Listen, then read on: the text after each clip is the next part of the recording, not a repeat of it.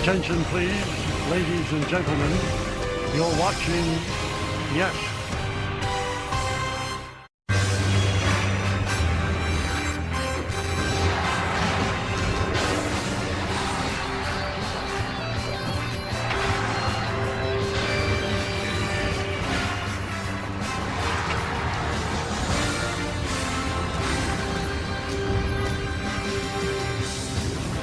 It's a hot Monday evening deep in the heart of Texas where it is time for baseball. As the Yes Network presents New York Yankees baseball. It's the New York Yankees against the Texas Rangers in the first of three from Globe Life Field in Arlington, Texas. Hi, everybody, and welcome to Yankees baseball. Along with David Cohn, I'm Michael Cave. Been a good road trip for the Yankees so far. They've won 5 of 6, but they did lose yesterday in Houston. On the mound for the Yankees, Luis Gil didn't pitch that well after the game, sent down to AAA. But the guy who was called up from AAA, Jason Dominguez, and he's actually been performing quite well down in Scranton. Yeah, he's done everything that they've asked him to do. He had success last year, especially batting left-handed. He was shown the door to AAA this year, and he has been excelling down there, and he's earned his way back. And for me, he's a dynamic addition to this lineup because he's got some pop and he's got some speed. And if you look at the construction of the Yankees lineup, a third of it now has extreme speed with Chisholm, Caballero, and now Dominguez in the lineup. Speaking of the speed, he stole 8 of 9 bases down at AAA, hitting .326, 3 home runs, 15 ribbies, and an OPS of .893. Also, in a few at-bats, he actually hit well against left-handed pitching from the right side. So first game of this 3-game set, Yankees try to keep it going. Let's take a look at the pitching matchup in this one. The Home Depot working on a win pitching matchup. This is weird. Jack Leiter. We knew Jack Leiter when he was just a baby, and he'll be facing Max Fried. Max Fried's no baby. He's one of the best left-handers in baseball. He is. He's on top of his game. Really off to a great start. And really, since he put on the pinstripes, he's been everything they could have asked. And in Boston at Fenway on a cool night, he had it all working. The Red Sox were completely overmatched. He was completely unpredictable. The whole arsenal was on display. This guy is on top of his game. So the numbers in Fenway, 8 innings, 3 hits, didn't allow a run. He threw 100 pitches, 3 strikeouts in the second inning when runners were on second and third, and he retired 18 of the final 20 batters he faced. Speaking of batters, you want to see the top of the Yankee order? We'll give it to you. First up, Grisham. Then it's Rice. And then it's the captain, Aaron Judge. Lineups, first pitch, baseball, Yankees, Rangers, next on Yes. Yankees baseball on Yes is brought to you in part by Sandals Resorts. Get closer to the Caribbean. By Sage, proud accounting software provider of the New York Yankees. And by Hyundai, test drive a new Hyundai today, only at your local Hyundai dealer. There's Al and his baby boy Jack. Not a baby boy anymore. And here he is taking the mound here at Globe Life Field. Had a really good year last year, struggling a little bit at the start of this season. Let's take a look at the Yankee lineup that he's going to face. You've got Trent Grisham up top, then Ben Rice and Aaron Judge. Cody Bellinger will clean up. Jazz Chisholm Jr. last 6 games has been on fire. And then the DH is Jason Dominguez, called up right in the lineup. Austin Wells will catch. Ryan McMahon plays third. And Jose Caballero will play shortstop. He's going to bat ninth. And you could see number 6 in games started for Jack Leiter so far. A little bit of a mixed bag. He's got a power arm. The strikeouts are nice. 29 strikeouts and 25 in the third innings. And let's tell you a little bit more in our Nissan pitcher scout report. And he really does have a premium fastball slider combo. That's why he was the #1 pick out of Vanderbilt. And throwing more changeups this year. He's got a little kick change grip that he's using and has some confidence in. And it's always the lefty watch for young right-handed starters. Left-handed batters are hitting .327 off of him this year. Much lower against righties. So we'll watch that with the Yankees today. Check out the defense behind Jack, brought to you by your local Tri-State Genesis retailers. Haggerty, Carter, and Nimmo left to right in the outfield. It's Young, Seager, Duran, and Berger, third to first. The veteran Andrew McCutchen, the DH, and former Yankee Kyle Higashioka behind the plate, catching Leiter. And there's Skip Schumacher, first-year manager, taking over for Bruce Bochy. Won a manager of the year while he's with the Marlins. Final stop in this 3-city, 9-game road trip. Grisham's ready, Leiter's ready, and let's do it here in Texas. First pitch, grounded to second. Duran is there. One pitch, one out.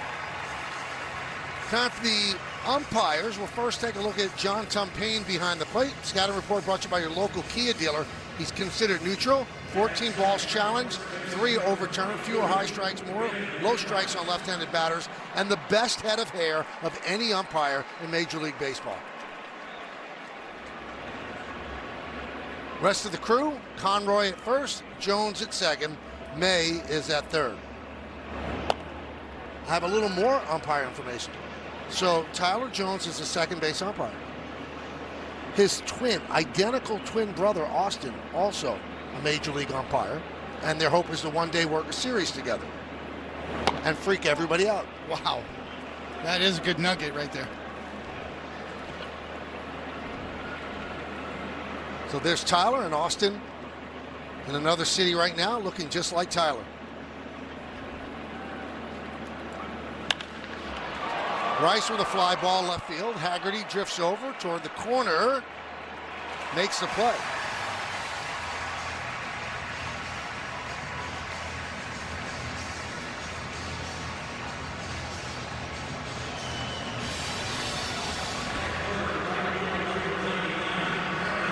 So here's Aaron Judge. 1 for 9 in the series against the Astros. The one, a home run on his 34th birthday yesterday. His 10th homer of the year.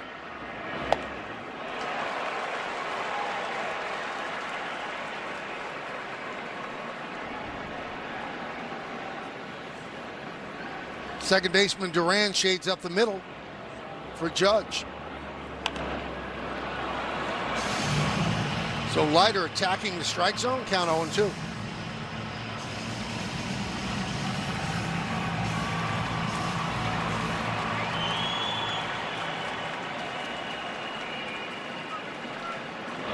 Oh, that got Judge. Luckily, it got him on the protective covering on his elbow. It seems fine as he jogs to first.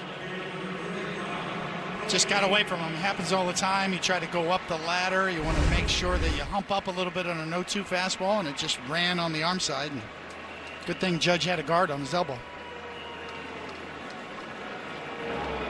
Here's Cody Bellinger.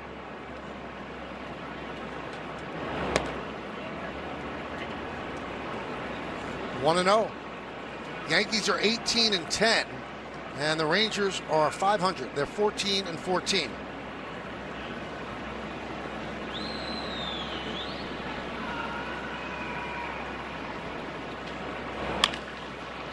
Chop slowly past Leiter, charging Duran, and they will get Bellinger for the final out. Yankees strand one, Rangers coming to bat.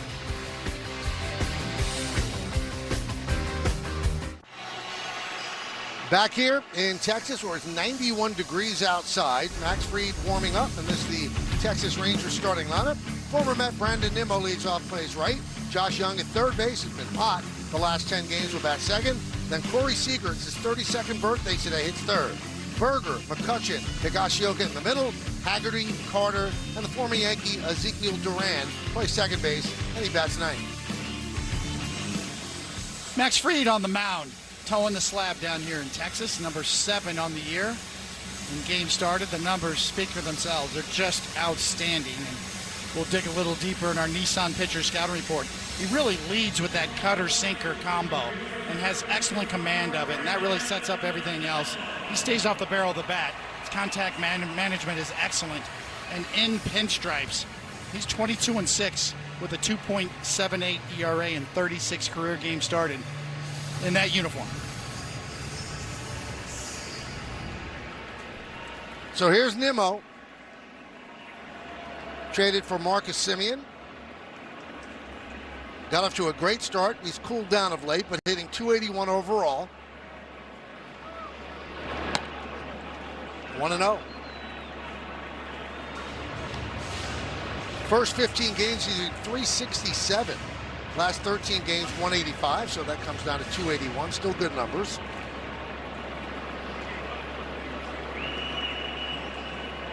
He's 3 for 20 lifetime against Fried. That's right.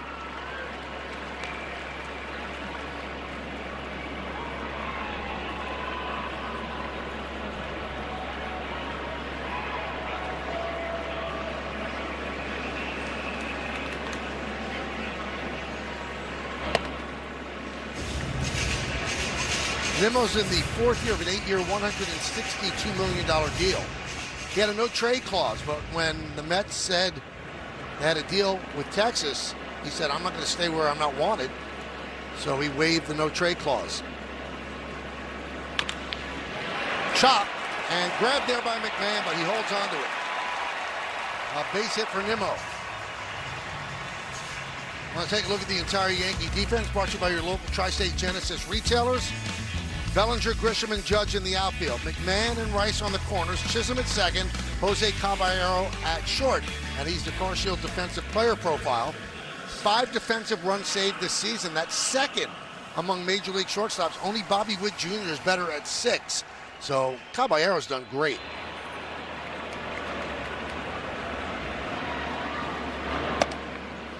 Josh Young takes upstairs.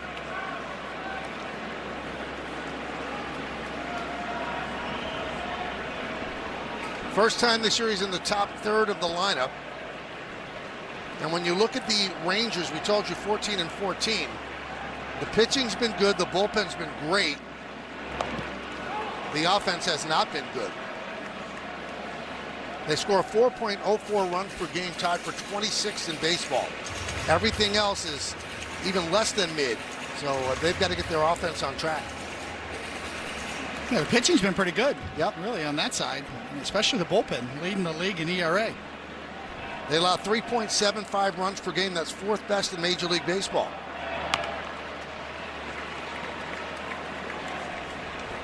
One and two.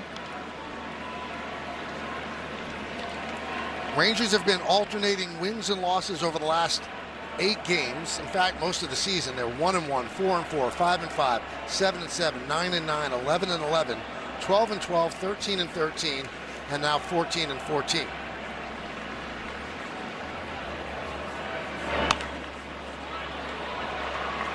Still 1-2.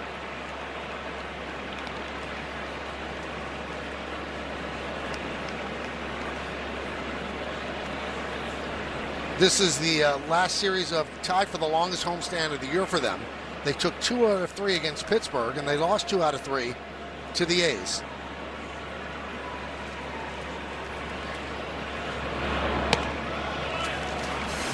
Two and two.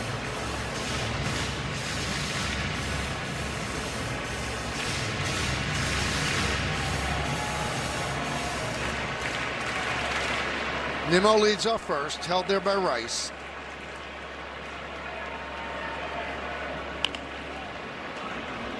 Still 2-2. Battle between Fried and Young. Notice Max Fried's glove has gold on it. There's a reason for that. He's a gold glover. You only get those kind of gloves if you earn them.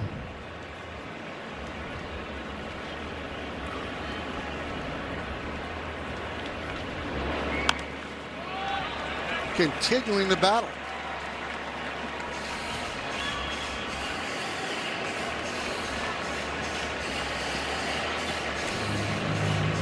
Pretty good crowd here on a Monday evening.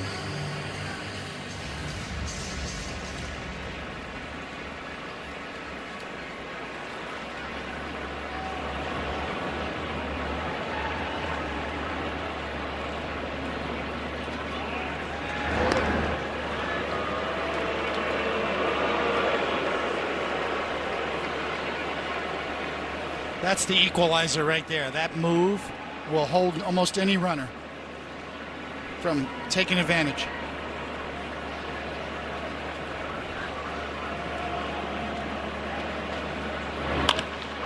Drilled down the left field line. Hooks foul.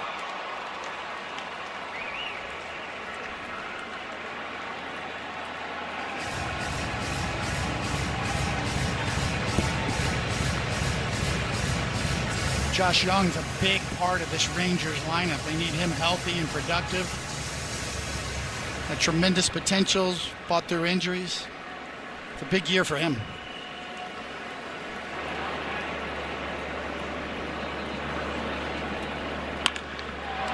Caballero, there's one, and there's two. So Fried wins the battle times 2.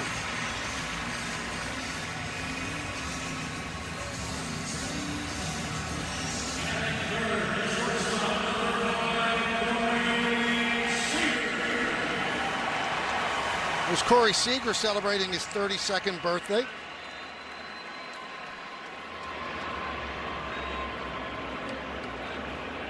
Three for 21 in his career against Max Fried.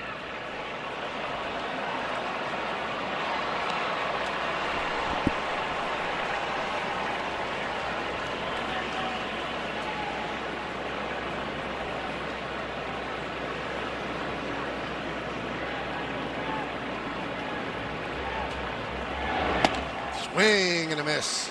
0-2. Take a look at this big sweeper up in the zone.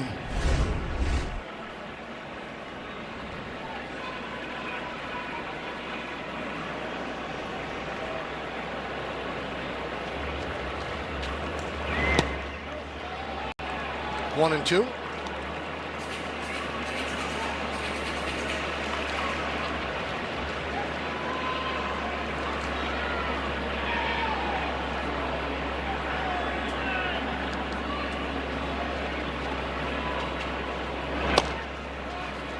Two and two. Looks like he has a little hop on his fastball early. He does, you know, he'll reach back when he needs to. He's hit 97 already here in the first inning.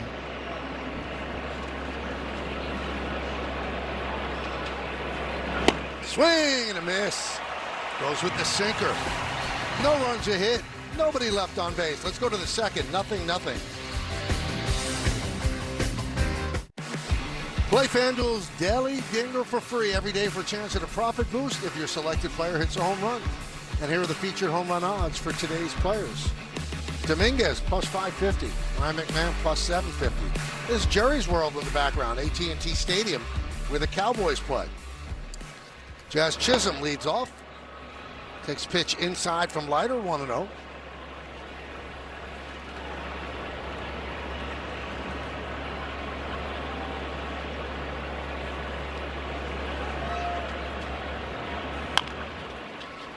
Grounded softly to first, just over the bag, fair ball. And Berger steps on the bag for the first out. And that'll bring up Jason Dominguez. And the one thing that everybody talks about, David, is how he has handled this. And Aaron Boone said, for a guy who played all year in the big leagues to be sent down, sometimes that's tough. He said his attitude has been unbelievable since spring training when he saw the numbers and realized he's probably going to be sent down to AAA. Ripped and foul. Well, he's always been an easy kid to root for. Just a great demeanor about him. Loves playing the game. Deserves this shot. He's earned his way back. 18 at-bats against lefty pitching at 7 hits. That's 389, 326 overall at AAA. And Michael, I spoke with Jason Dominguez earlier today, and he had a doubleheader with the Rail Riders yesterday. After the game, Shelley Duncan, the manager, called him into his office and said, "How are your legs? A little bit heavy?" And he said, "Yeah, maybe a little bit." He then looked at him and said, "Well, they better not be tomorrow because you're going to Texas to meet up with the Yankees. You're getting called up." He was smiling ear to ear like he often is as you see him strike out there, swinging first major league at-bat for him this season. But he said he's just so thankful for the opportunity. He went down and went to work. He felt as though he had good rhythm in the batter's box.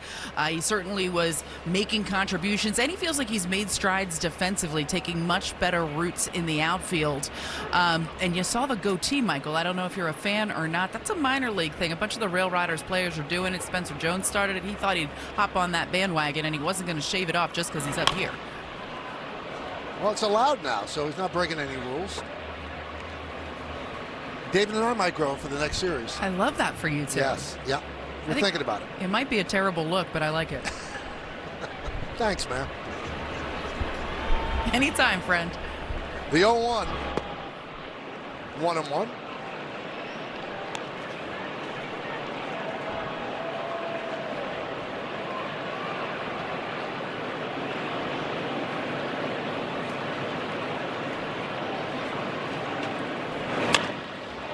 Line left field. Haggerty on the run makes the play to retire Wells. The Yankees go down in order against Leiter. We'll go to the bottom of the second. Welcome back. The Yankees still have not made a decision as to whether or not Giancarlo Stanton will find himself on the injured list. Originally, Aaron Boone said they were going to decide prior to today's game, but then they optioned Luis Gil, brought up Jason Dominguez. He's DHing as we know today. That bought them a little bit of time. Earlier today, Giancarlo Stanton actually went and had an MRI done on his calf. They want to see whether it shows anything or if it comes back pretty clean. They may be able to avoid the IL as long as that MRI comes back favorably, but they wanted to be certain before pushing Stanton at all what they were dealing with. So Aaron Boone said they will now likely make a decision after today's game based on the results of that MRI. Michael? Well, thank you, Meredith. Now, the interesting part about the roster maneuvering is that you can't go over 13 pitchers. But if you decide to go under 13 pitchers, you're allowed to do that. And that's what the Yankees are electing to do. So the Yankees tonight have 5 men on the bench rather than the usual 4. So they sent Gil down, and they feel that they're covered in the bullpen, so they replaced Gil with a position player. But they're going to need a starter on May 5th. Whether that's a combination of Yarborough or Blackburn, or they call up Elmer Rodriguez, those are some options that they have. And that's the Yankee bench right now.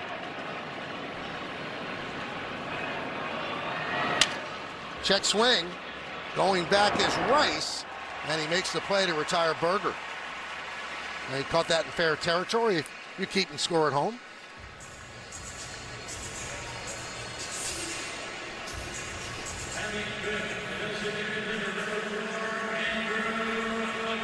Here is Andrew McCutchen, 39 years old, 18-year vet.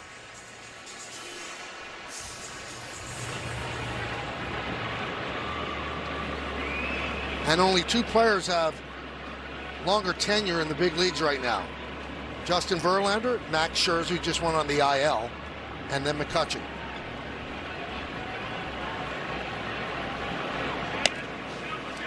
I really thought he'd stay in Pittsburgh. You know, he just seemed to fit there. He's the #1 draft originally, MVP there, his resume. He wanted to, just didn't get worked out.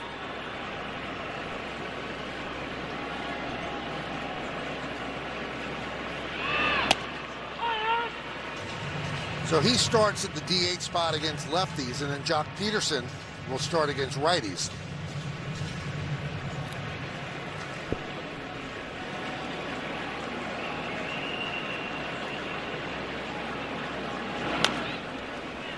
One and two.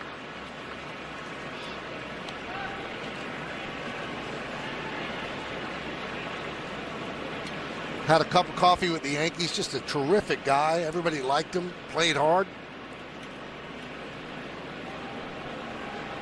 Former MVP.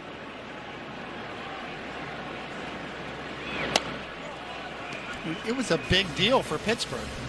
#1 draft pick that became an MVP for them.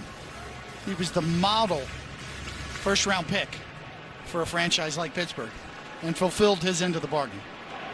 2,274 hits lifetime.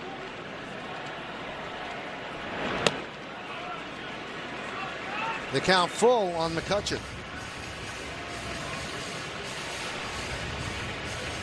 Kyle Higashioka on deck.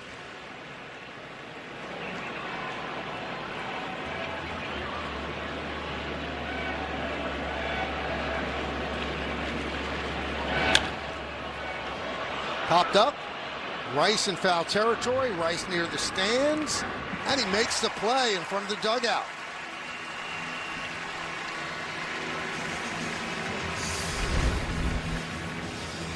Hey, got room. had more room than he thought. And of course, no help from the opposing team.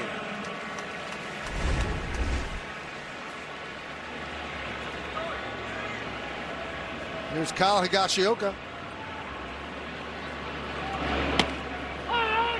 Leiter says he loves pitching to Higashioka. He said his feedback is amazing, the way he presents it.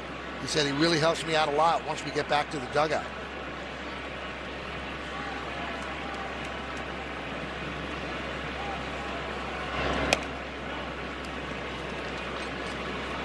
Gonna have a challenge here on a free curveball.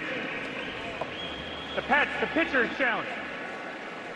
I like it. Max Fried. Go ahead, Max. Go on. Come on, be a strike. Oh, that a boy.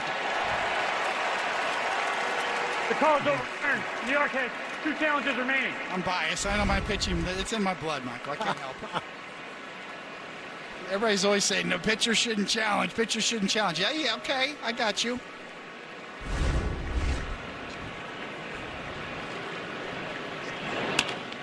He's 3 for 3 in challenges. And Higashioka 1 for 1 as he dunks a single into right field.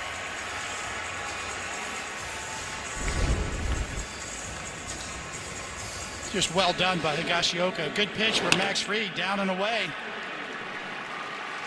It's the only thing he could have done with that.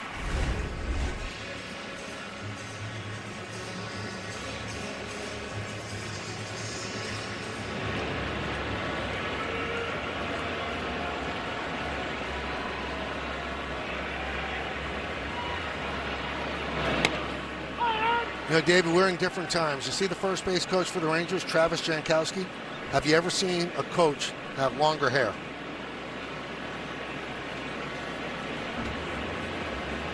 No. Come to think of it.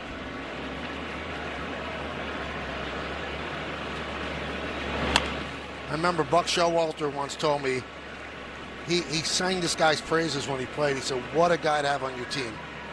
He's just tremendous. He said, great teammate, clutch player, plays the outfield well. And he's 35 years old. And he was in the big leagues last year and decided to become a coach.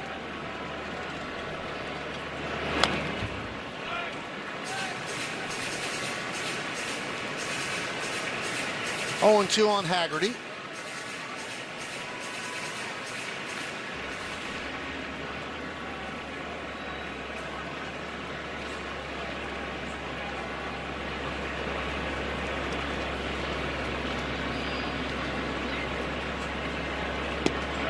Did he go? Nope.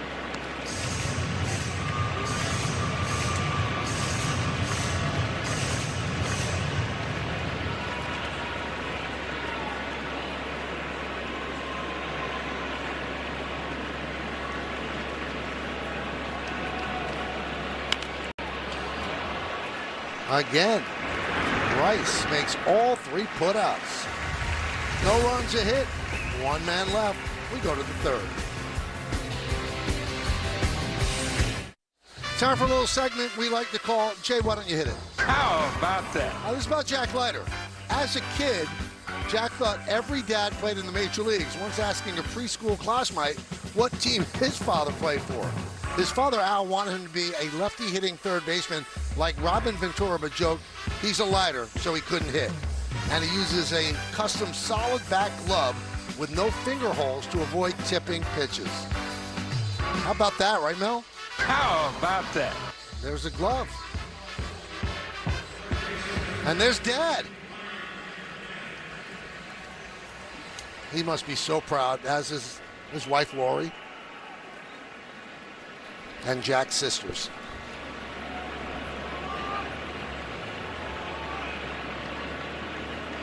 Here's Ryan McMahon. Got a modest 4-game hitting streak.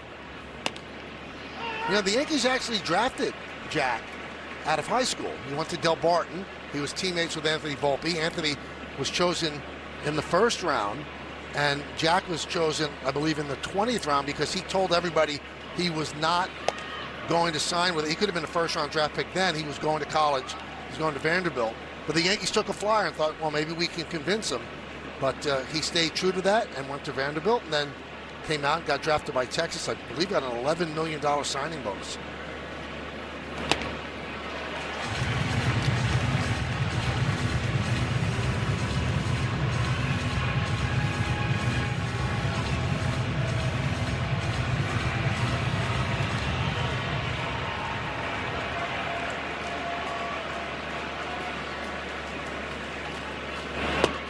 Strike three.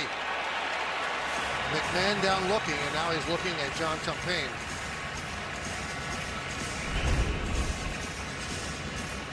Well, you got a split second to make a decision. Is that low? Should I challenge? Should I burn one early? I mean, that's what we're dealing with. Watch the pitch. It looks a little low to me. Yep, that was challengeable.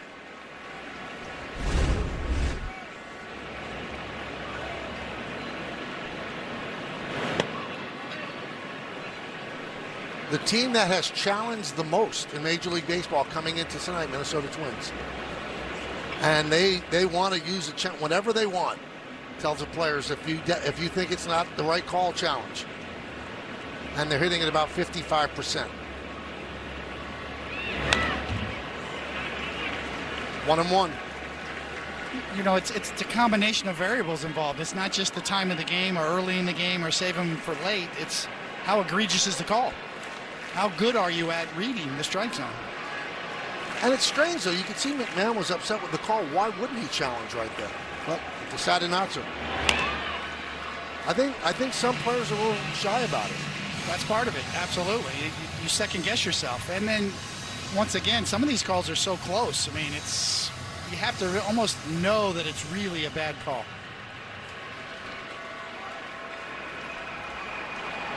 The Yankees a smidge over 50%.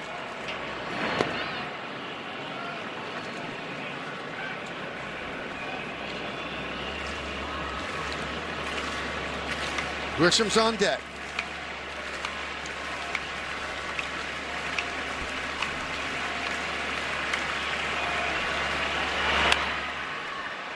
Fouled away.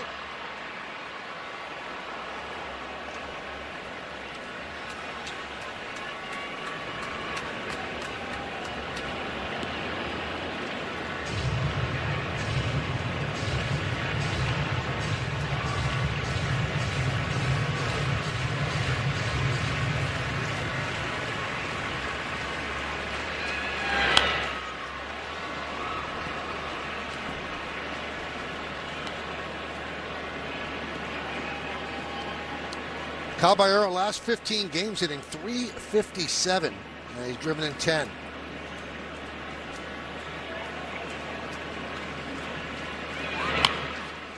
Ground ball up the middle and through for a base hit. He found a hole, and he picks up a one-out single. That's the first hit against Leiter. Another good at-bat from Jose Caballero. This one's a changeup. You can see he's out in front of it just a bit and didn't hit it hard, but hit it in the right spot. And, of course, he's a threat. You can see that changeup kind of running in on him.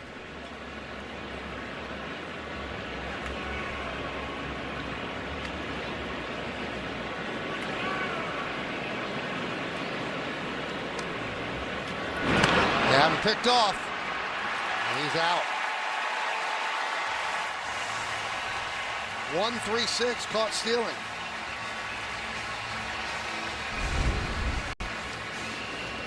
Nice job by Leiter of just being patient and knowing the scouting report on Caballero, how aggressive he is and how he likes to go on the first pitch. Yeah, like the cat who ate the canary.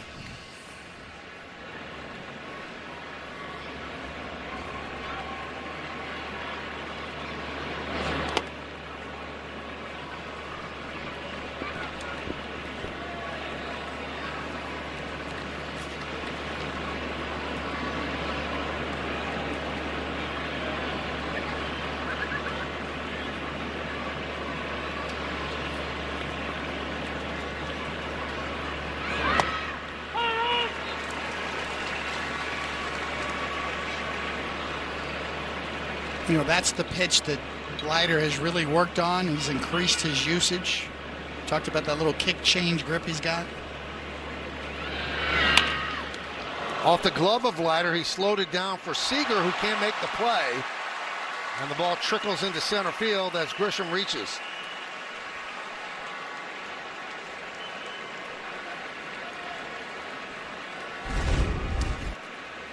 Get another look. Grisham was kind of jammed out of the box, and Seager, for some reason, chose to try to barehand that ball when he didn't need to at all. A curious decision, and I know I've never played shortstop and had to make a quick decision, but Grisham was slow out of the box because he got jammed. And Seager had more time than he realized.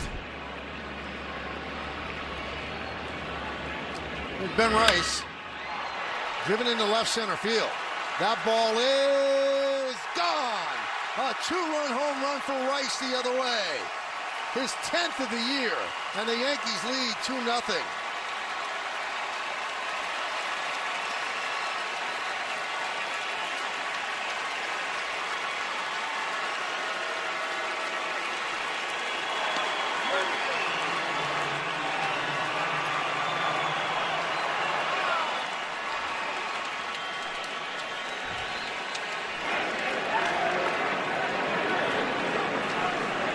My goodness. Takes a strong man to hit a ball in this park where he just did. Judge goes around. Rice hit the ball well in the first inning, and he drove Haggerty into the corner on the warning track. This time, he goes into the gap, right into the bullpen. Well, this is when you know you've got legitimate big power, because that's not a high fly. That's a bullet the other way to the deepest part of the park and gone. It's an impressive shot.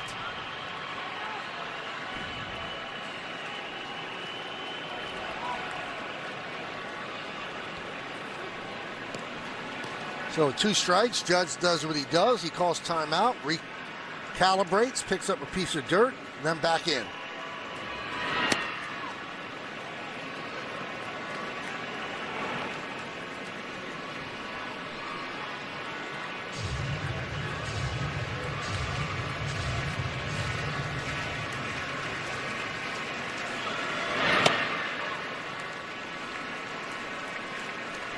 He's putting together some month of April. Everything he hits is off the barrel.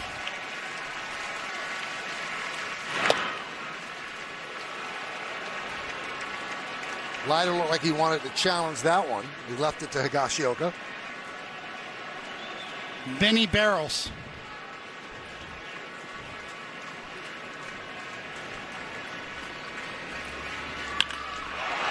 Drilled to left field and deep. That ball is gone. See ya. A home run for Judge as the Yankees go back-to-back and take a 3-0 lead.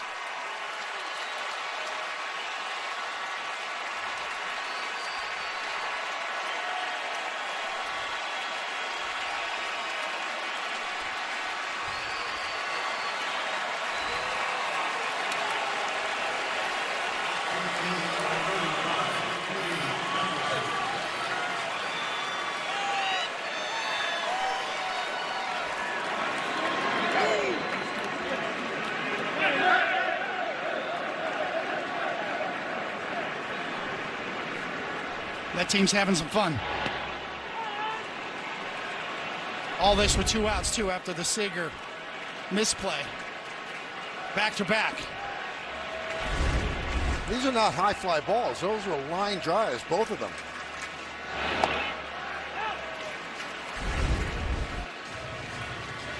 .113 miles an hour up the bat, and just a rocket. First back-to-back for the Yankees all year. And Bellinger down on strikes. But the Yankees get 3 runs against Jack Leiter. Infield single by Grisham, and then Ben Rice goes the other way, tying Judge for 10 home runs. Judge said, "Not so fast, young man." Now I lead again, and the Yankees lead 3-0. Time for Pinstripe Pride, brought to you by Toyota, the official hybrid vehicles of the Yankees. Tonight's picture is of Juliana, who's always in her happy place when she's at Yankee Stadium. Use the hashtag Toyota Pinstripe Pride and mention yes in pictures that you post to social media to reflect your love for the Bronx Bombers. We might spotlight you in a future game. Evan Carter takes a strike. Yankees have a 3-0 lead.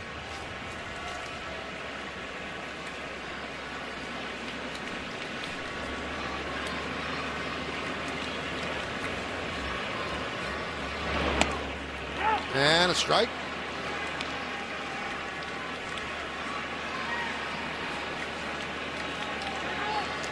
Well, that sweeper right there is almost unfair. It started right at the lefty hitter. Broke it over the inside corner.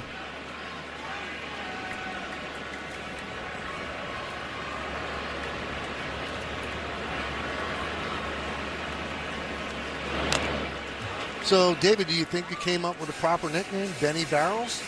That's who he is. Everything he hits is off the barrel of his bat and makes loud sounds. Every at-bat, he's locked in.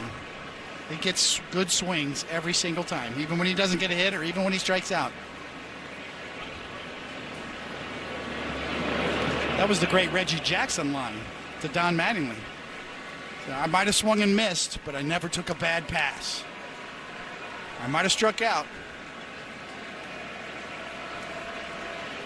You know, going into that Red Sox series, I think it spilled over from the home game and then into the Red Sox series. He struck out 6 times in a row. And you wonder, oh, is he coming down to earth? But boom, he picked it right back up and he's right back where he was.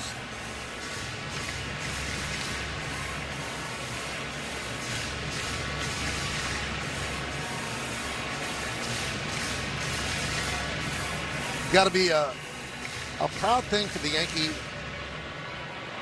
player development. This wasn't a first-round draft pick. They found something, and they nurtured it, and he's become a really important big league player for this team. It's a great point. The scouting department deserves a lot of credit. Him and Cam Schlittler, for that matter, from the Northeast. Not an easy place to scout.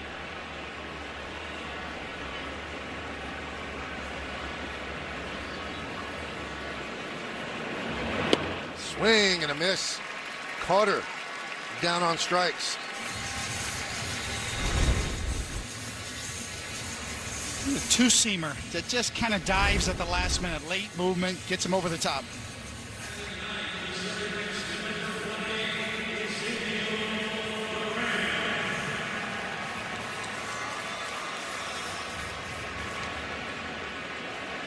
Here's Duran.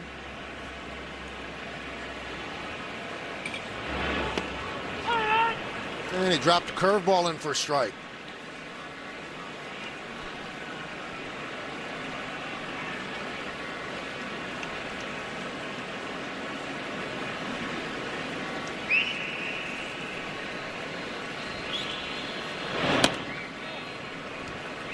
You could see the wheels spinning in Max Fried's face. I mean, he's got a bag of tricks. You got 7 different choices here. What are you going to go with? Must be nice.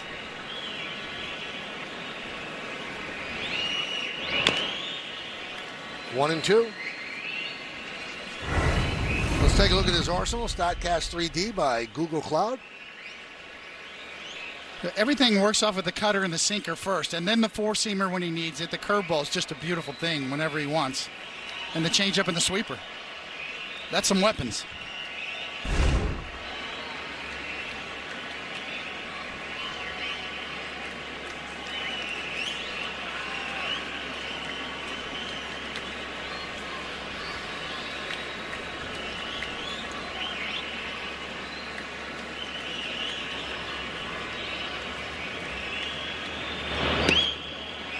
I'll give the Yankee front office credit. When they lost Soto to the Mets, their immediate pivot was to Fried. Immediate. Now, if Soto comes back to the Yankees, they probably don't sign Max Fried. And he was so valuable last year because they didn't have Garrett Cole. And he helped them to, make the playoffs. Popped up. And Wells makes the play to retire Duran. Hey, the Yankees return to Prime tomorrow, take on the Rangers. Don't miss a minute of the Yankees beginning at 7:30 only on Prime. And we got a pitching matchup for you on Prime. It's a prime time matchup. Cam Schlittler against Jacob deGrom. Great. I'll see you up here, David, all right? I love it. Well, you go back to August 20th of last year, 2025. The lowest ERA in major leagues. I'll give you a top 5 list after this pitch. Skeens, number 1 with a 1.72. This is since August 20th of last year. Yamamoto, second. Fried is third at 195, and Cam Schlittler is fourth at 205. And that's in Major League Baseball. And the two of them keep runners off base, so Max Fried's whip is 0.77. That's walks and hits per innings pitched. Schlittler's is 0.73 for the best in baseball this year. So they've been some 1-2 punch.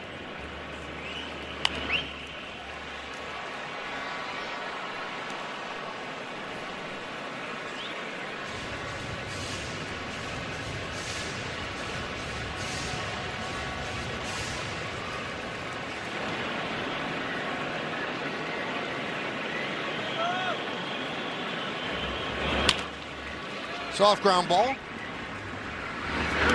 And a 1-2-3 inning for Max Fried as the Rangers go down in order. We'll go to the fourth. Well, score big on authentic gear at MLBshop.com. From official jerseys and memorabilia to hats and hoodies, we've got the season covered. Visit MLBshop.com/Yankees, the official source for your Yankees gear. Jazz Chisholm Jr. will start it off in the fourth against Jack Leiter.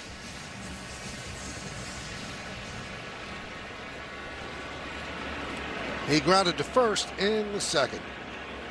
High drive, right field.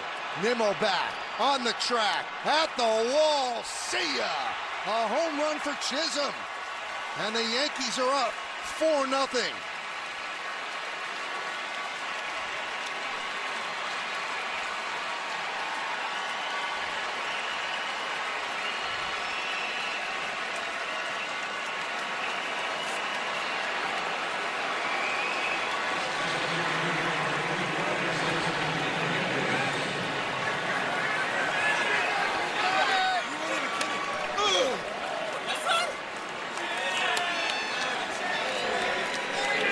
Come in bunches sometimes, and for Jazz Chisholm, number 3 in 7 games.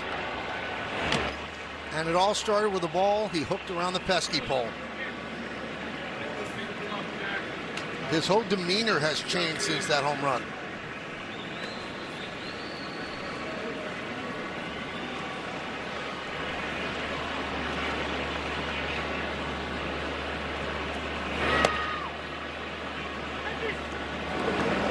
One and one on Jason Dominguez. 3 home runs allowed. That's a career high for Jack Leiter. We talked about Jack Leiter and his problem with left-handed batting. It showed up 2 of the 3 home runs against lefties.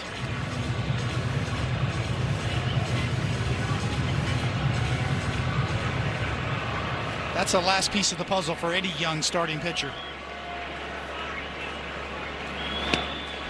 That one just missed, and they're going to challenge it. Previous pitch was called a ball. The catcher's down. ABS powered by T-Mobile.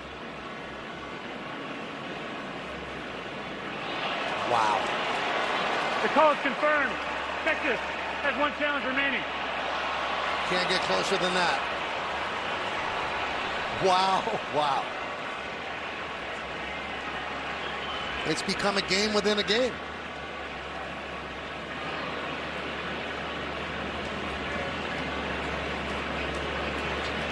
Two-two. Popped up. Young makes the play. He got a little slider right in his wheelhouse and turned on the fan.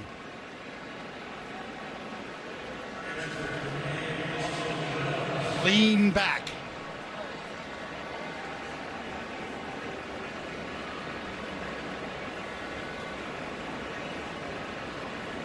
And a little Euro step to top it off.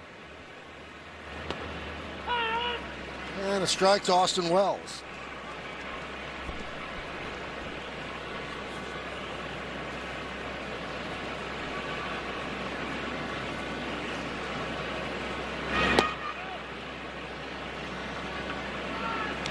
One and one. Wells with a fly ball to left. That was in the second. McMahon on deck.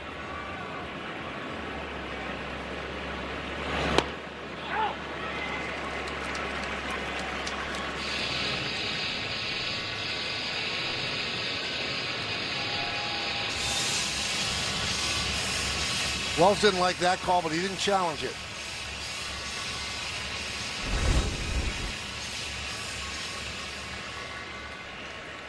Pretty good pitch, just touching the corner.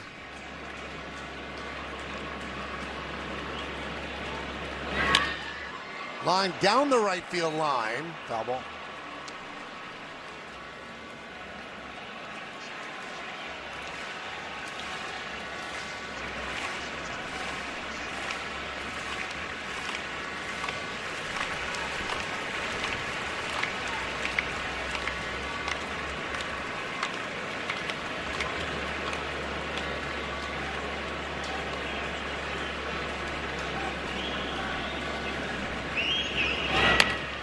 Soft ground ball, second base.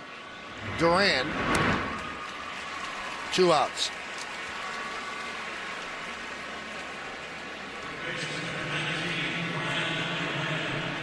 Here's Ryan McMahon. He struck out looking on a ball he should have challenged. It was about 2 inches low. But he looked disgusted with John Tumpain, but did not touch the top of his helmet. So he's 0 for 1.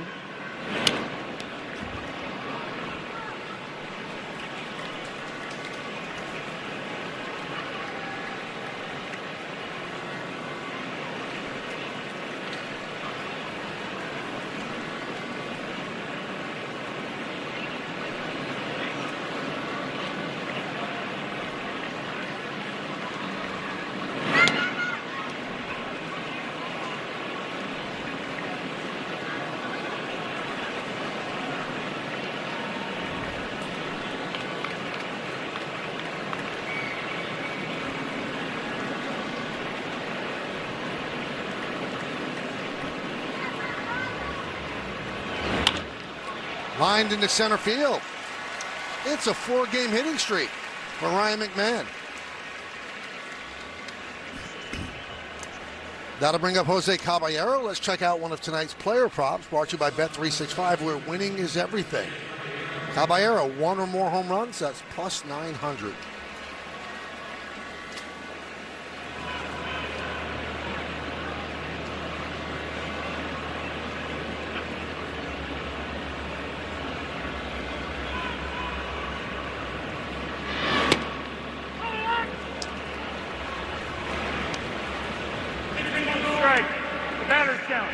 So that's going to be challenged by Caballero. First pitch strike. And he got it right. York has 2 counts remaining. That's his 11th challenge. Yes. And he's had 6 of them overturned.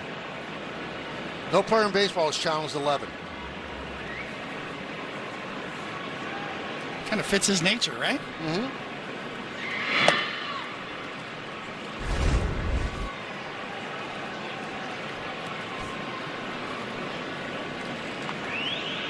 The look on every manager's face in baseball this year. Yes or no?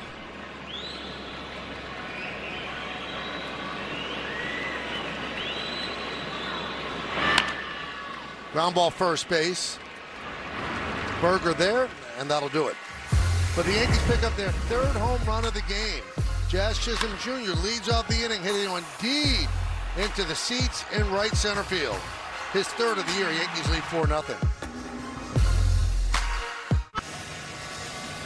Cadillac scoreboard, Yankees riding the home run here in Texas. 3 home runs accounting for 4 runs. Are up 4-0. Max Friese allowed 2 hits, no runs over the first 3. Josh Young will lead off here in the bottom of the 4th.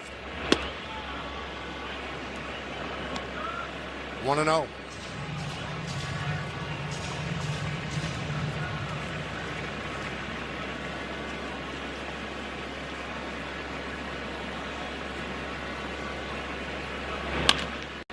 Slowed down by Fried, but it gets through for a base hit.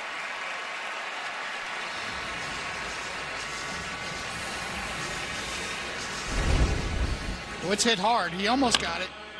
Pretty good effort by Fried. You got a split second, if that, to try to snag it.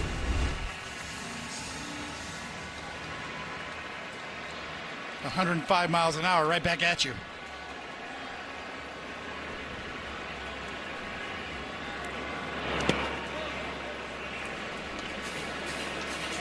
One and 0 on Seager.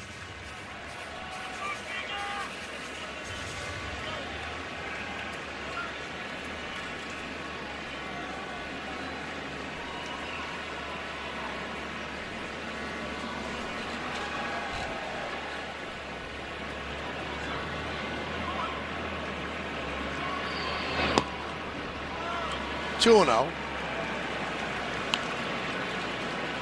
12 big league season for Seager.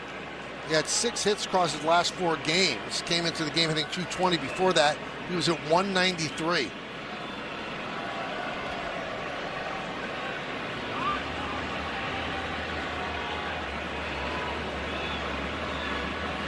And they got him. Oh, he hung the leg up there, and he hung Young out to dry. They have him in a rundown, and he'll get tagged out. What a weapon for Max Fried. I am so jealous. All those years as a right-handed pitcher, I would have loved to have this weapon. So good. Set him up so good. Easy out. 38 career pickoffs, the most in baseball since 2017.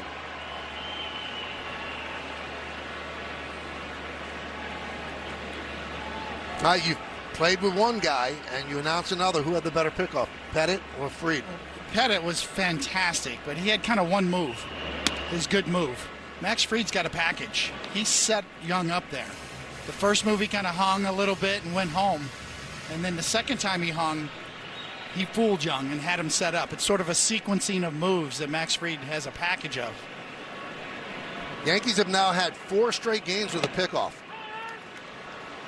Warren, Weathers, Heel, and Fried. Pettit had one great move that he would break out when he really needed it. Max has got a couple, 3 different moves.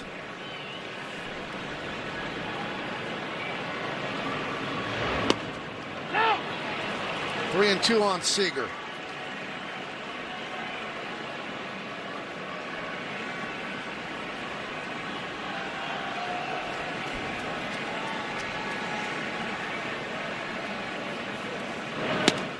Swing and a miss. Seager down on strikes. It's a good two-seamer down and in.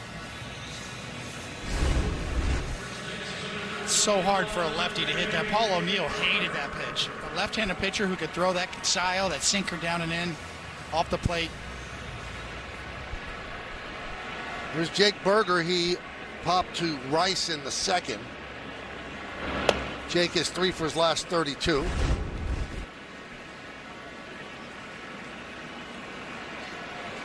Pretty similar. I don't remember Andy hanging the leg up like that. Never. Yeah. Never did. Andy had that move. He had a great move. But he wasn't yet a tinkerer like Max Fried is. Max, and almost like he's inventing stuff out there.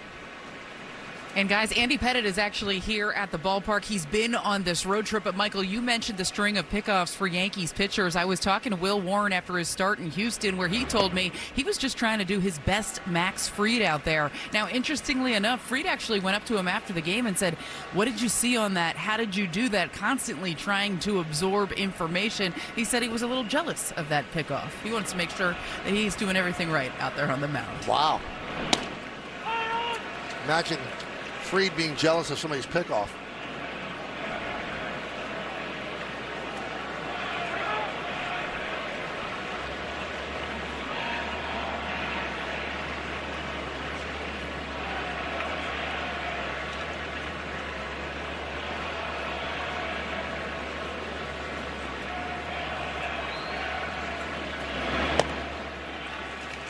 And Berger works the walk.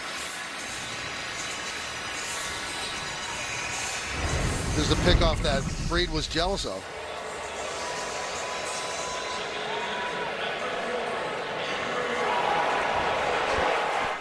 You can't do this any better. Perfect timing, perfect execution. It's another good athlete, Will Warren, wiry.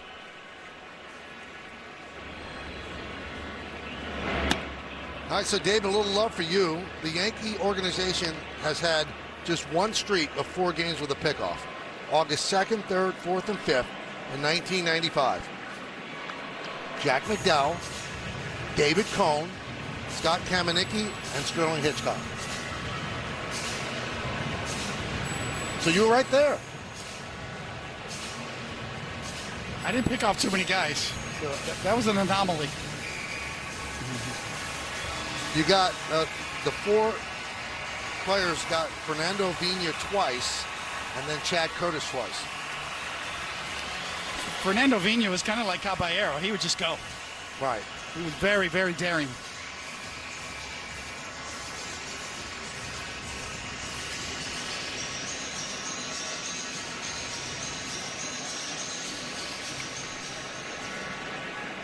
He also took Albert Bell on one day. Yes. Albert smashed him in the middle of the base path.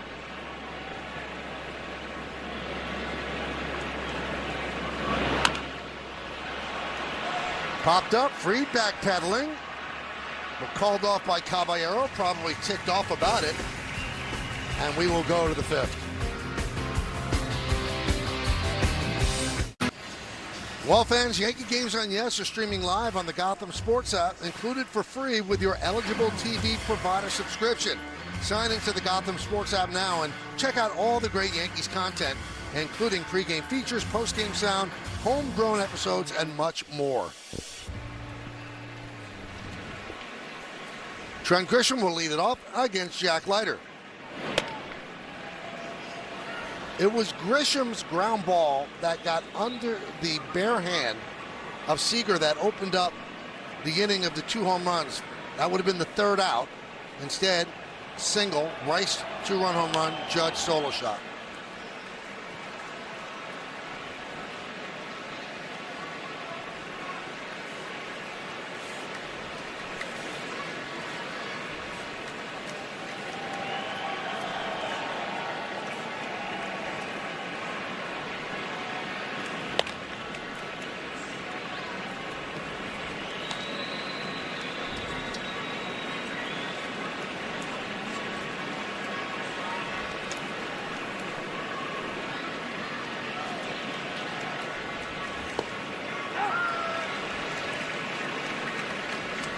Two and two on Grisham.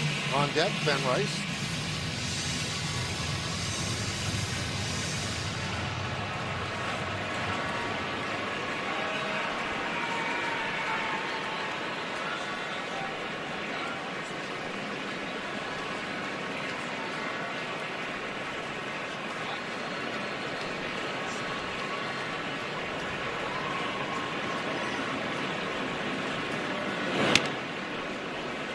Three and two.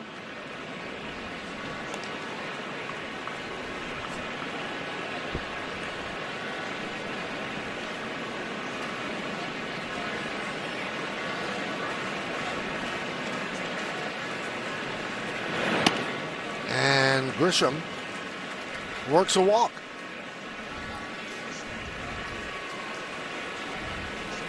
So here's Ben Rice, followed by Judge, that back-to-back in the 3rd. We take a look at the exit velocity presented by Spectrum. So Rice 106.9, Judge 113.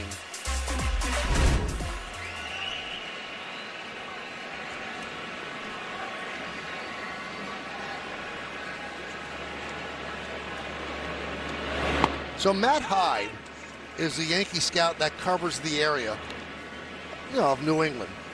And Jack Curry spoke to him this month. And Hyde's final scouting report on Ben Rice before the draft projected that Rice would be a middle-of-the-order power hitter in the majors. And then he wrote in the report, he's a Yankee. There's one, and there's a double play off the bat of Rice.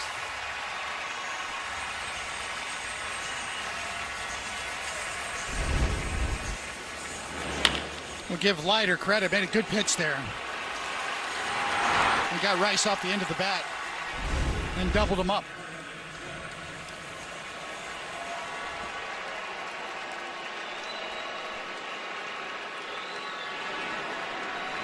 Here's Judge.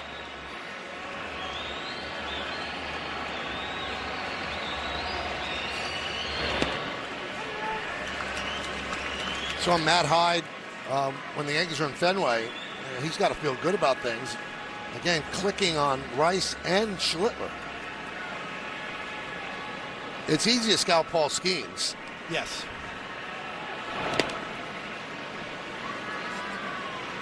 But the other thing you mentioned before, Michael, is it's the scout. It starts with the scouting and finding the talent, and then the development part up through the organization. That means so much to every organization when you can draft and develop and get them to the big leagues.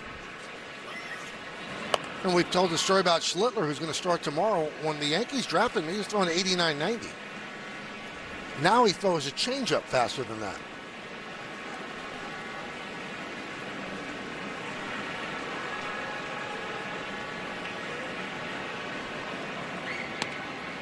And that's all about developing and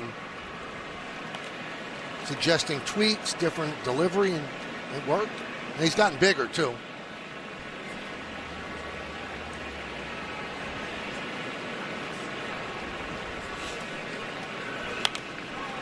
Three and two on Judge.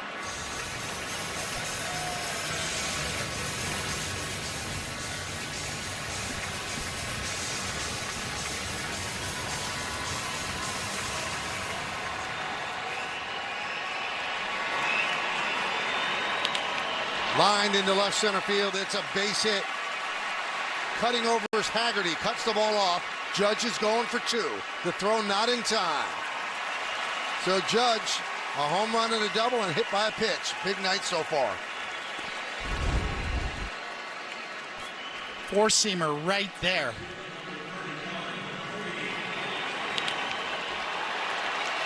I don't think I've seen somebody 6'7" with that quick of a bat. You know, that was always the knock why these guys, Aaron Judge, didn't get drafted higher, because he's too tall. The theory being, you know, his arms are too long, he's too tall, he'll get jammed. There's no way that swing's sustainable. He's created a swing that is as quick as anybody that's been as tall as him in the history of the game.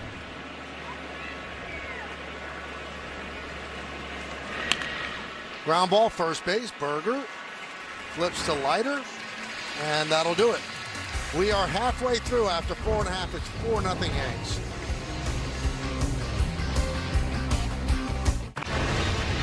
Time to name that Yankee, brought to you by Prevagen, made for your brain. This is considered a really hard one, a 10. You see the numbers, you see the teams for which he played.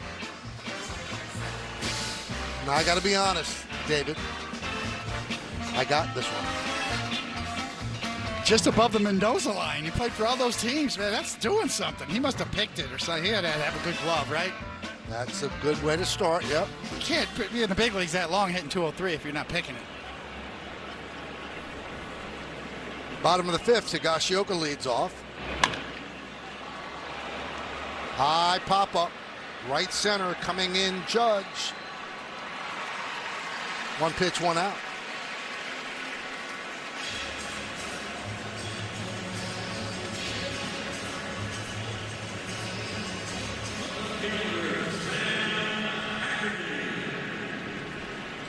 Here's Sam Haggerty.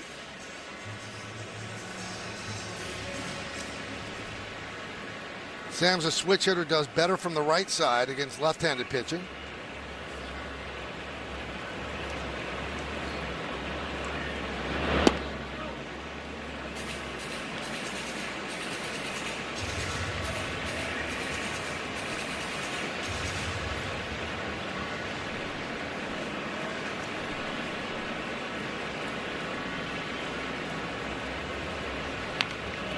And bunted back to the Gold Glover.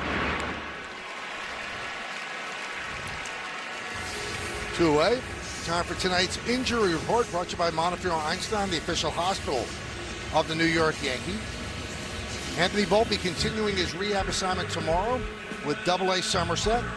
Could be activated during the next homestand, begins Friday against the Orioles, but Aaron Boone has been non-committal.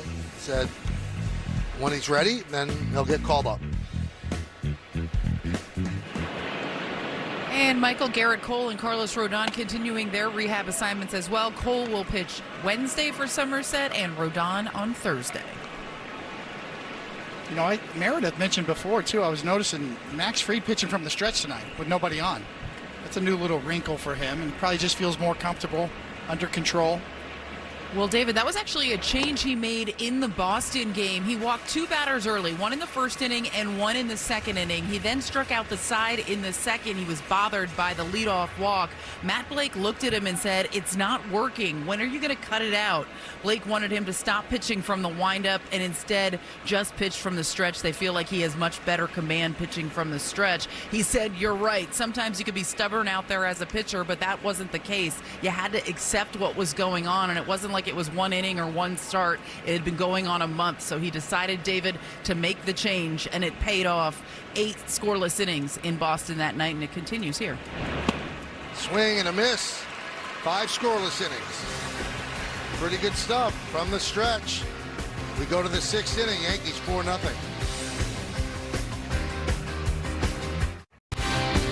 Justin Shackle with your Audi update. In Cleveland, Guardians and Rays top 8. Runner on second. Ryan Valade grounding it up the middle for a base hit. Richie Palacios coming around to score. RBI single for Valade. A 3-hit night for him. Tampa Bay goes on and wins it 3-2. Their 5th straight victory, Michael. Well, thank you, Justin. We go around the majors. They're upset, the players are, with the firing of Alex Cora. Trevor Story, it's kind of up in the air what the true direction of the franchise is. Mets swept by the Rockies. 9-19 record this season, tied for worst in the majors with the Phillies. 0-1 on Jazz Chisholm.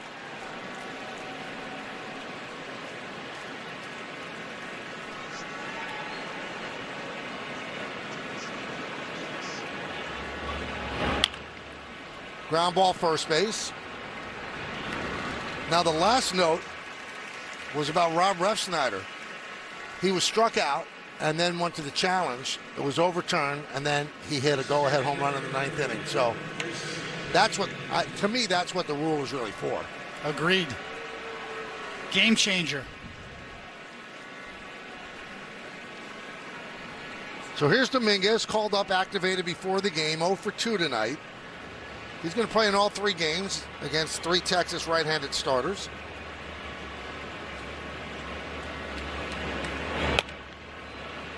One and 0.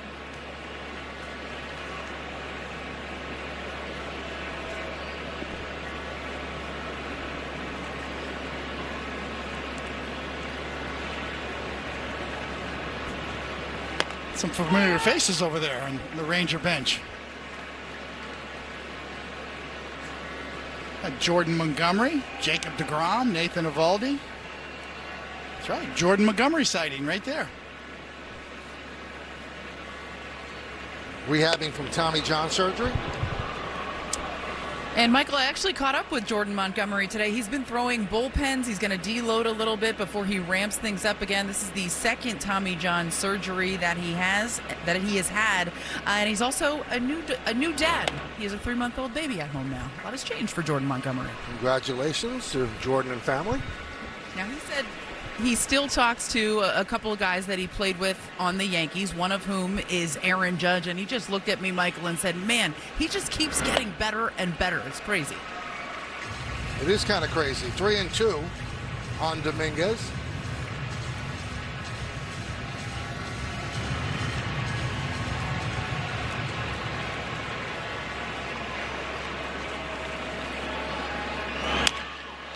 And that one is looped into left field. It's the first hit of the season in the big leagues for Jason Dominguez. And now he's a threat to go.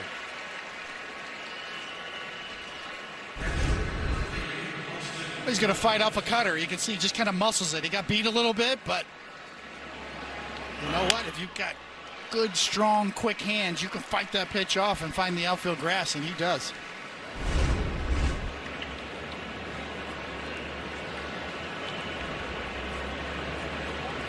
That'll bring up Wells, 0 for 2 against Leiter.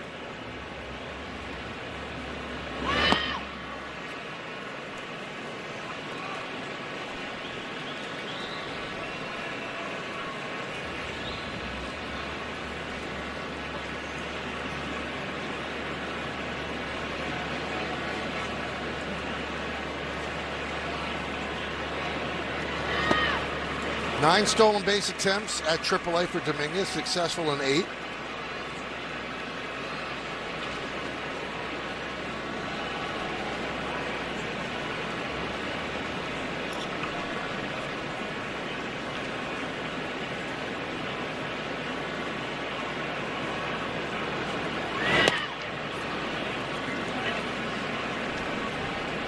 Two and one.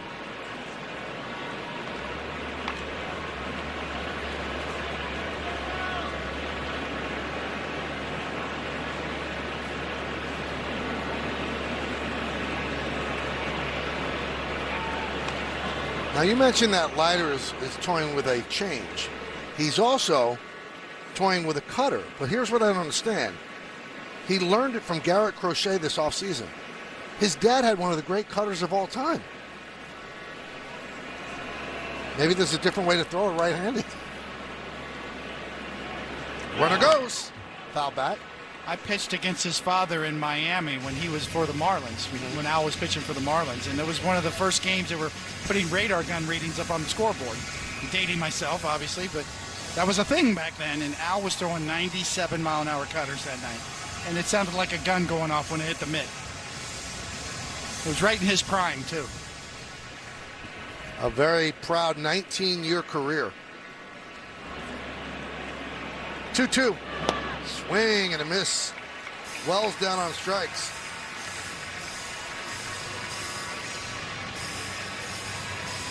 Take a look at Leiter's arsenal.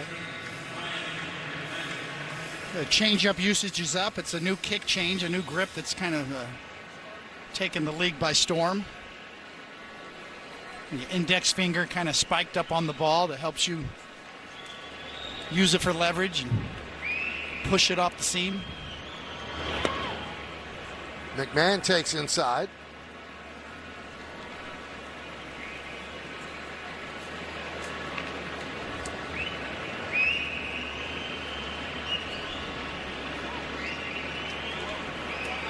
Ryan 1 for 2 tonight.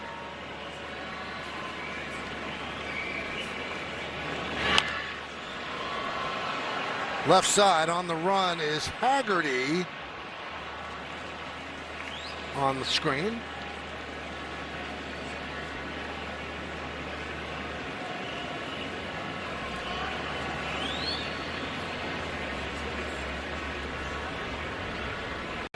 Yankees 4 runs on 8 hits. Texas no runs on 3 hits.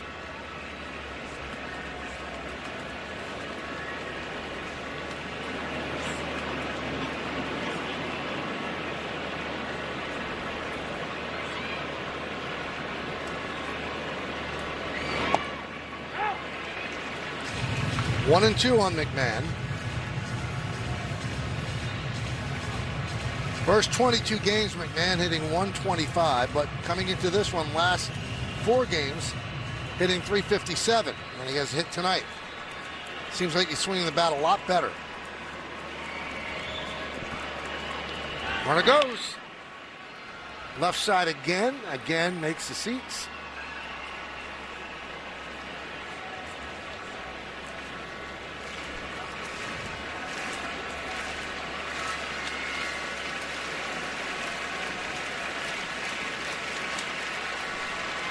Pitch number 92 from Jack Leiter, about to be delivered. Trying to get it. He got it.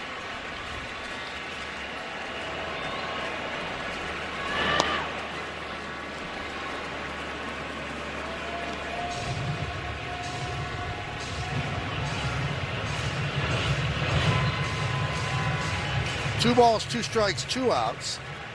Dominguez at first. Held by Berger. Broken bat, ground ball second, Duran, and that'll do it. In the 6th, Yankees strand 1. We go to the bottom of the 6th. Yankees baseball on Yes is brought to you in part by ShopRite. We are here. By your local Tri-State Genesis retailers. Learn more at genesis.com. And by the New York Lottery. This could be your lucky play.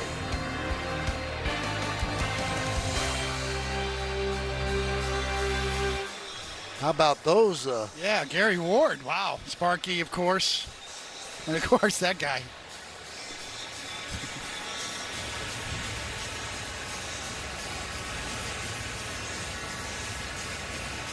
Here is Ezekiel Duran. 72 pitches for free through 5.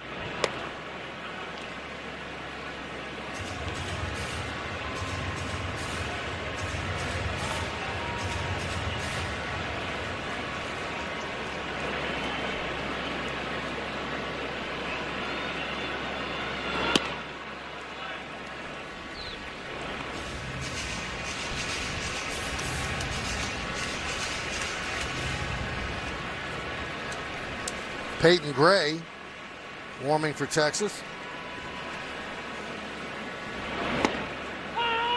2-1. The subtle nuances of Max Fried's game. On a 2-0 pitch, he takes a little off of his two-seamer at 92 miles an hour. That's next level.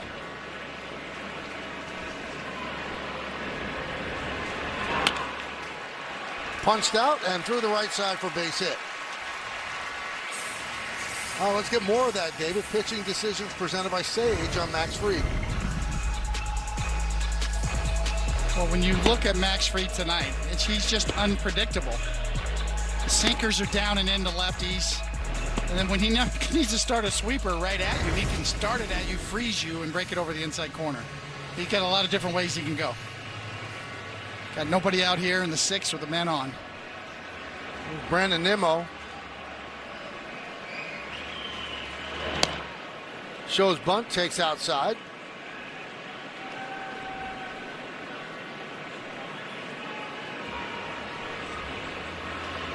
That's the line so far on Fried.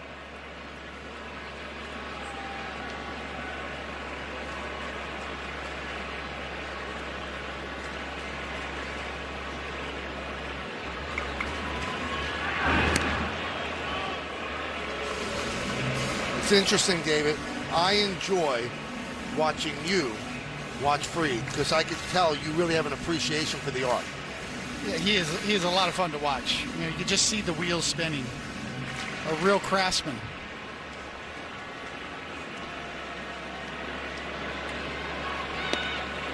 In a day and age where velocity is king, where everybody's chasing velocity, he's chasing variety.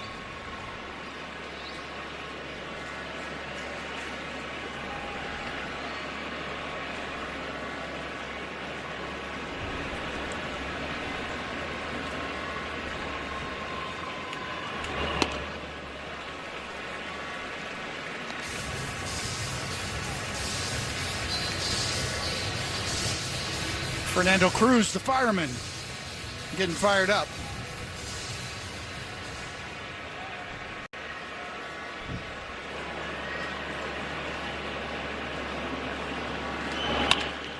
Up the middle, right to Caballero. An easy double play.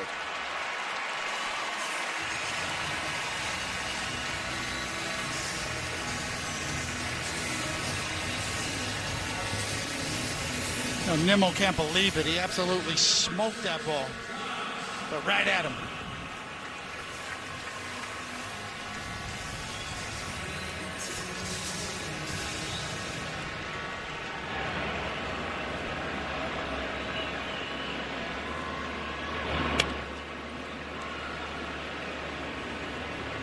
One 1-0 to Josh Young. We're on the bottom of the 6th inning. Yankees lead 4-0. 3 home runs off of Jack Leiter.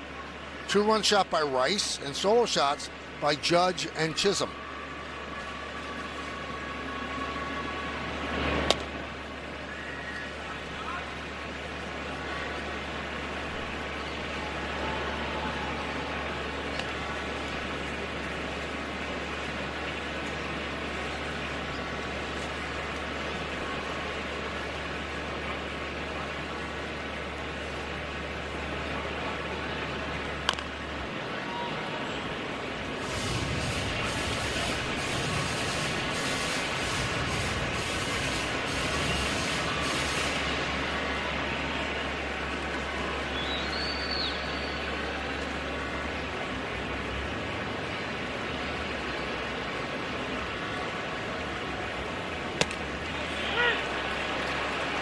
He goes around.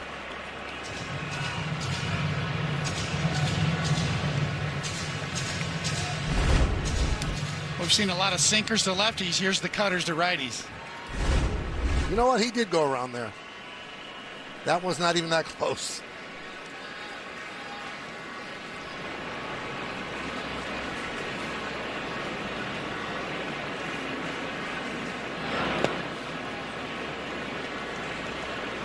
Count is full of 3-2.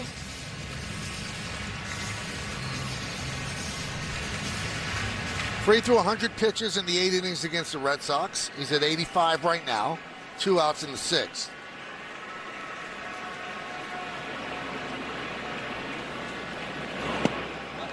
Ooh, just missed. That's going to be challenged.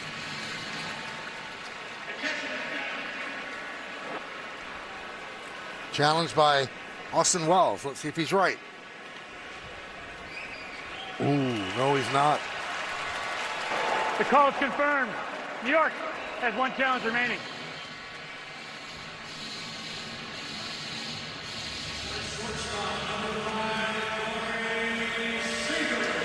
This is about 50%. Major League average is 60, so 11 calls overturned out of 20 challenged. I think that's 60% for catchers, I believe. Yes, yes. Overall, I think it's closer to 50-50. It's been that way even in AAA for the years it was tested. Pitchers around 40, catchers around 60, all over around 50.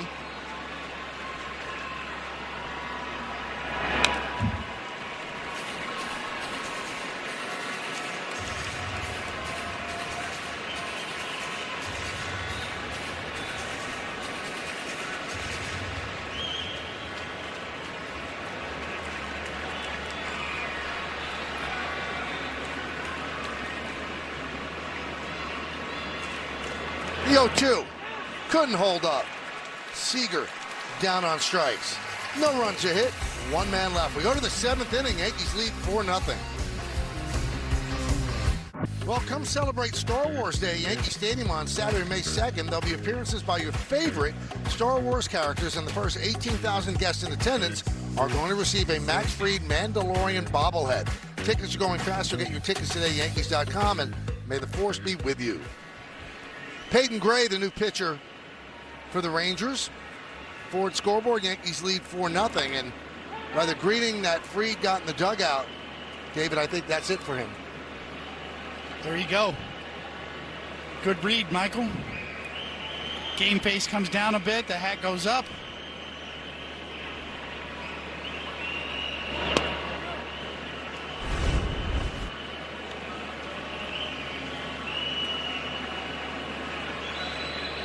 So 8 shutout innings last time, 6 shutout innings this time.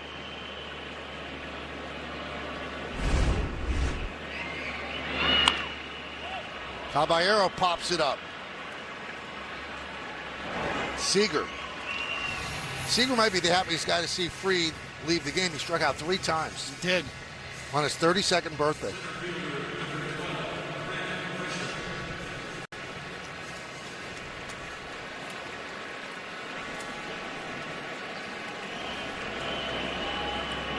Peyton Gray has some story. 30 years old. He made his Major League debut on Thursday.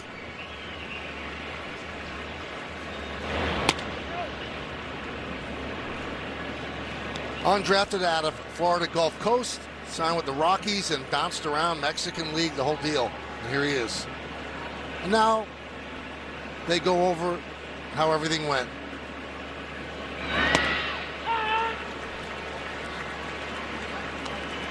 The debrief. Exactly. It's a great way to put it.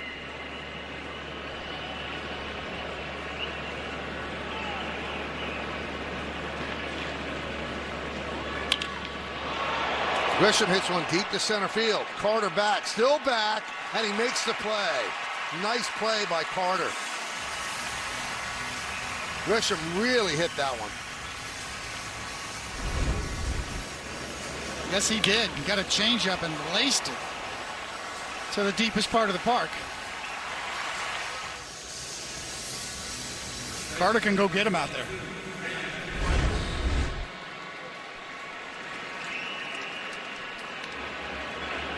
Here's Ben Rice.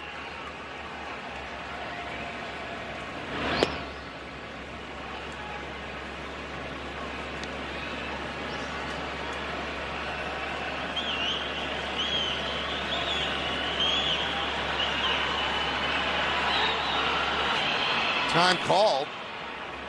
Tom Payne jumped out, but the pitch was delivered. I think there's a ball that was loose on the field. Yep.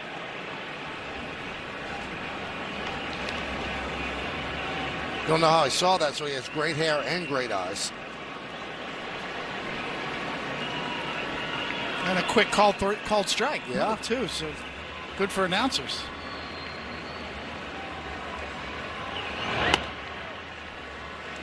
Two 2-0 on Rice. I mean, there's product in there, the whole deal.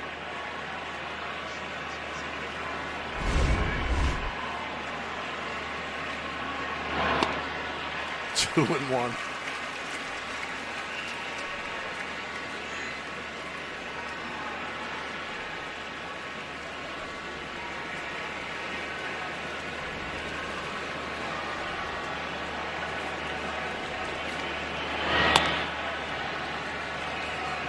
You know, when Ben Rice first came up, the league pitched him in, cutters in. He had trouble keeping the ball fair. He has closed that gap progressively over the last 2 years, where it's hard to get in there on him now. And there's a walk.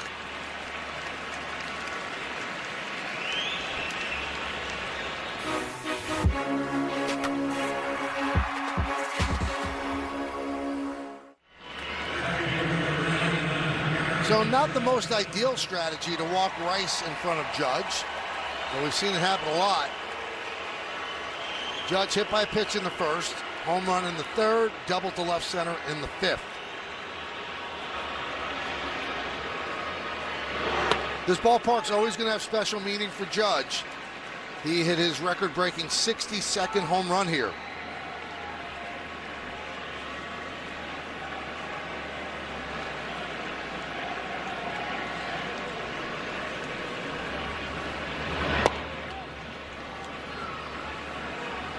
What's he on pace for now? Hit 10 a month, 6 months? Still got some days left in this month, too.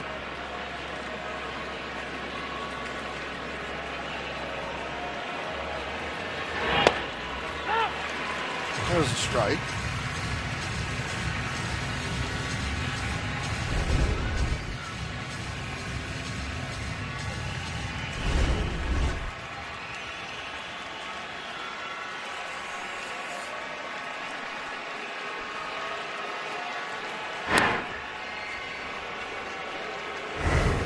All right, take a look at the Optimum Fiber famously fast replay.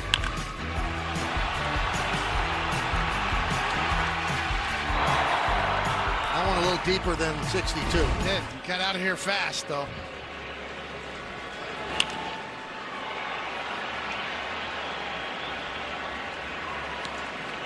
So Jack Curry did the math. He's on pace for 61.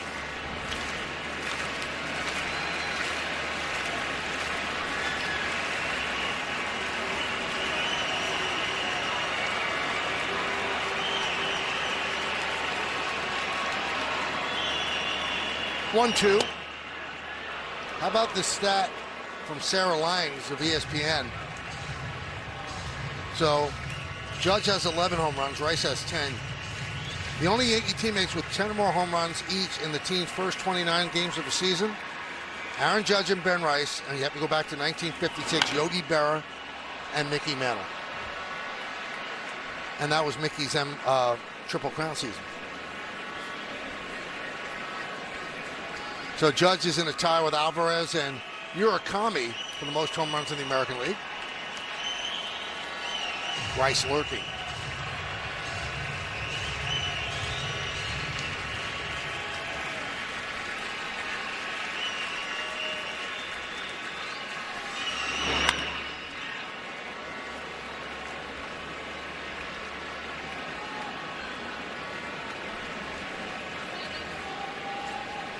That's the part that would scare me right there. Being a third base coach when Aaron Judge hits line drives foul. His heartbeat's going right now.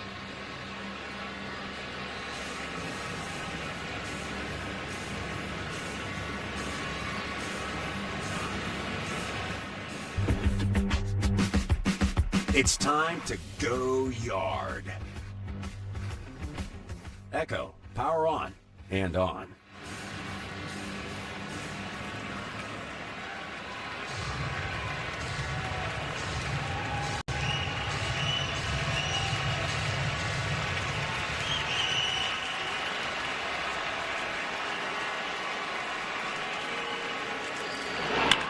That one is ripped to left field. It's a bullet in there for base hit up against the wall. Haggerty plays to Karam. They're going to hold Rice at third. It's another extra base hit for Judge, and the Yankees have runners on second and third and 2 outs.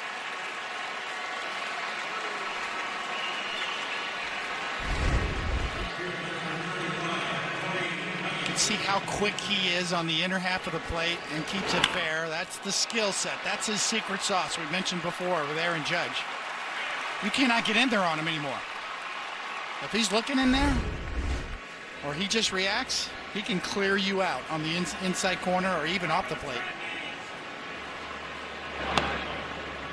Pitch outside to Bellinger.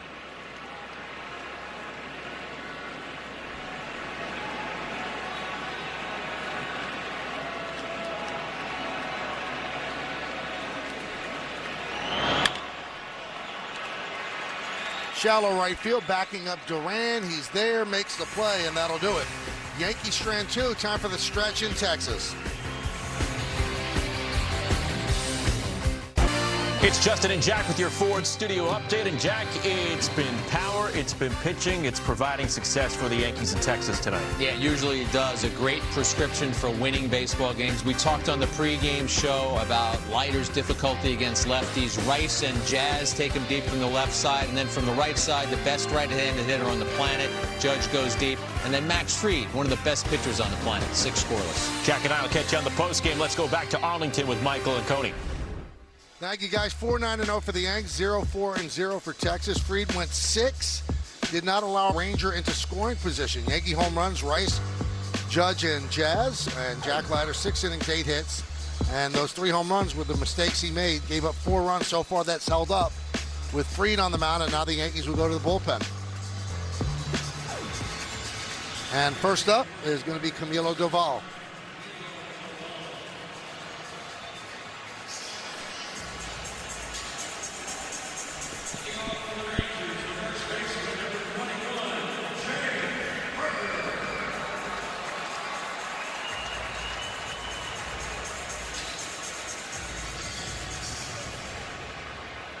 And Jake Berger will start it off, and Jock Peterson comes out on deck to pinch hit for Andrew McCutchen. Berger 0 for 1 with a walk.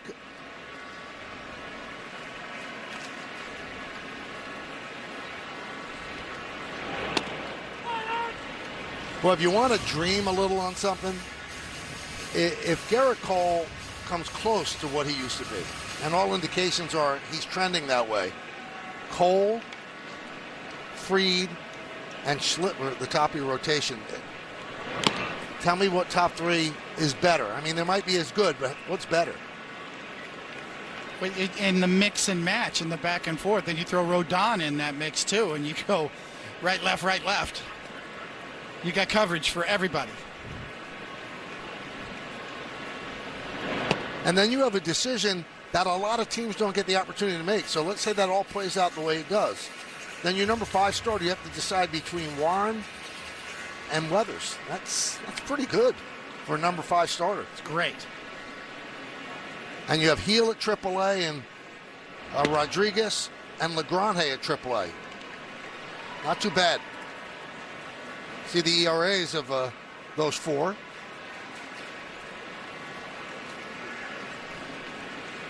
The Yankees haven't had this much depth or this many choices since I've been broadcasting. Down goes Berger.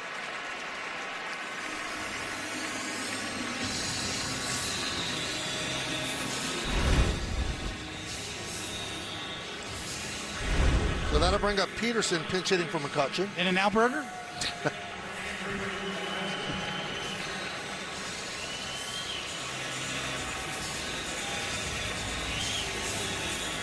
I'm an In-N-Out guy.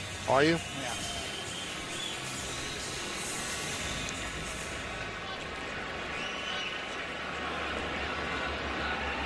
Whataburger's pretty good too.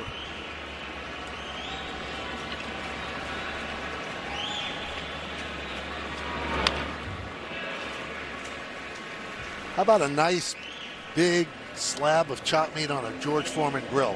How about that?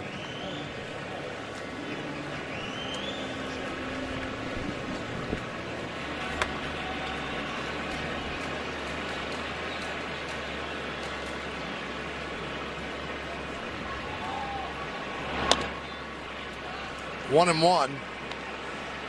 That was just 101 miles an hour. Cutter. Wow.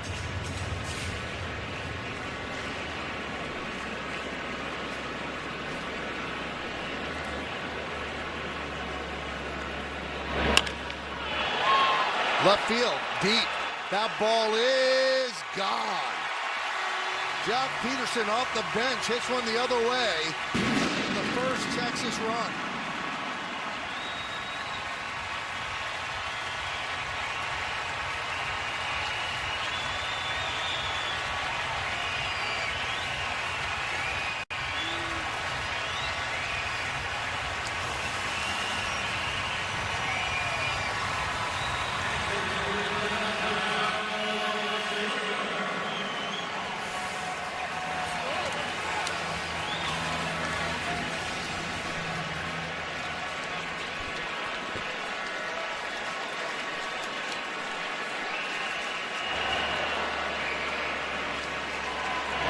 Now Higashioka takes inside.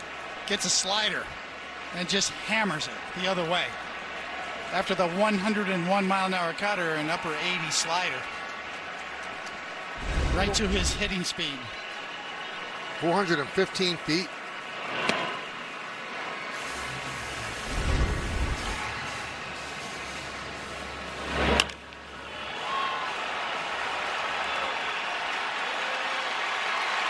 You know right away. You hope, but you know.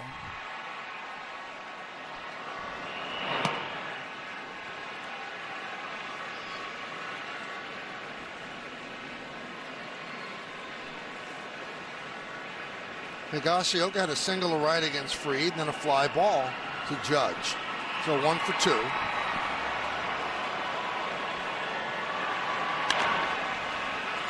Grounded foul.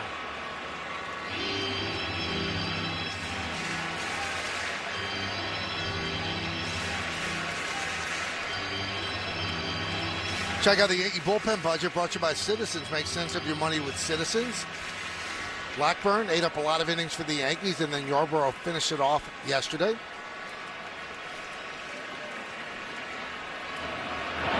Swing and a miss.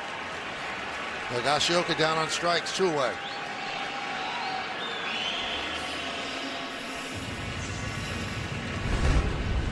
Well, this is a good one. Slider down.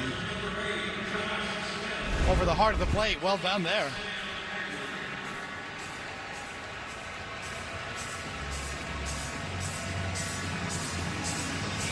Josh Smith pinch hitting for Haggerty.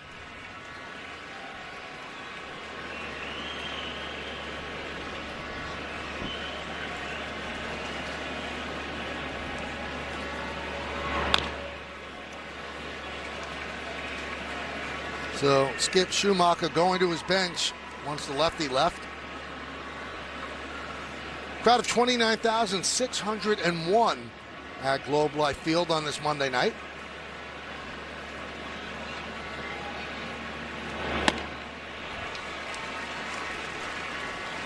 There was a time when Josh Smith was a Yankee prospect. He's part of that Joey Gallo trade, right? Yep. That big package. I remember reading about him coming up through the system. Popped up. McMahon for the third out. We've played 7. 4-1 Yankees. Little brisket for the 8th. We'll come back to it after we get down there. Well, the Yankees return to Prime tomorrow, take on the Rangers. Don't miss a minute of the Yankees beginning at 7:30 only on Prime. That guy's getting the start for the Yankees against Jacob deGrom. Pretty good pitching matchup.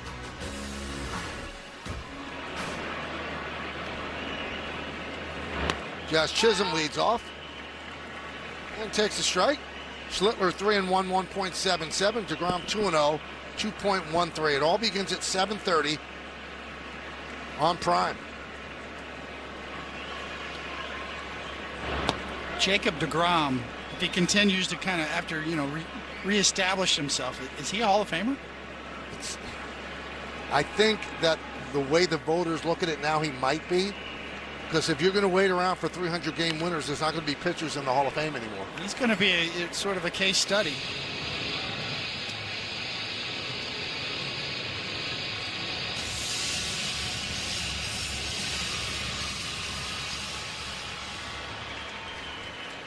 Now, people say, well, he's got 2 Cy Youngs.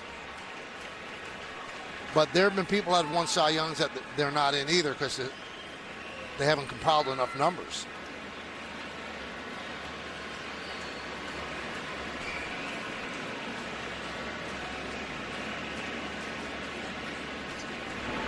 Tim Lincecum being the prime case. Yes, that's a good comp. Those 2 guys right there that were at the top of the game in their prime. Was it long enough? Right field. Nimmo there to make the play. Maybe Madison Bumgarner, too? Yep. Kind of that category of pitchers.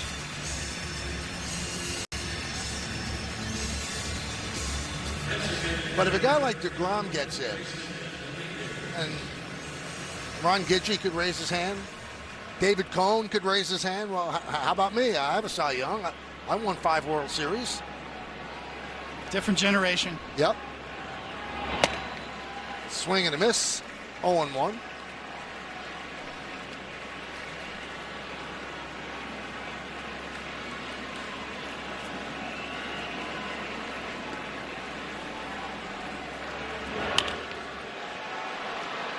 Left field, on the run Duran. And by the way, to get you ready for the game on Prime tomorrow, coverage starts at 7:30. We have our BP show on Yes at 7 p.m. So we got it covered, man.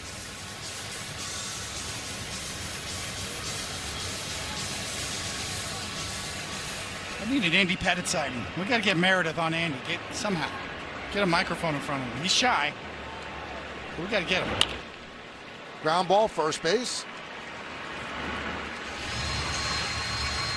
2 away. We're in the 8th inning. Yankees lead this one 4-1. It's been a good road trip for the Yankees so far. They swept the Red Sox. They took 2 out of 3 against the Astros.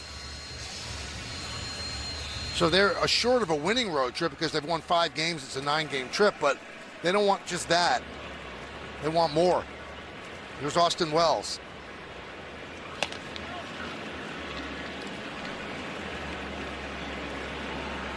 That's the relentless attitude that you want to build in a clubhouse. Never satisfied.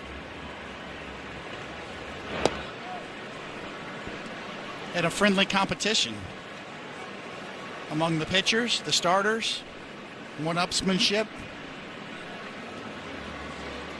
Hitters as well. They want to join the party.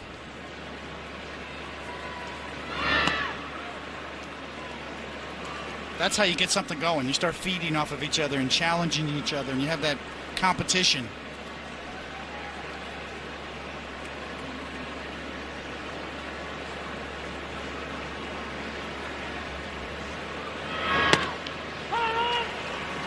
Three and one on Wells. This team had an edge in spring training that I noticed when I went to Tampa to see them. Aaron Judge has an edge this year.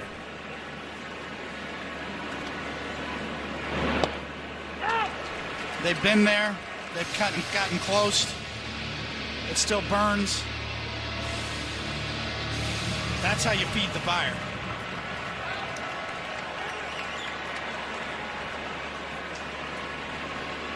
And a lot of that fire is is derived from the fact they thought they had a chance to win it all last year. They went into the playoffs thinking this is the best team we've had in a long time. And then they got knocked out in the division round.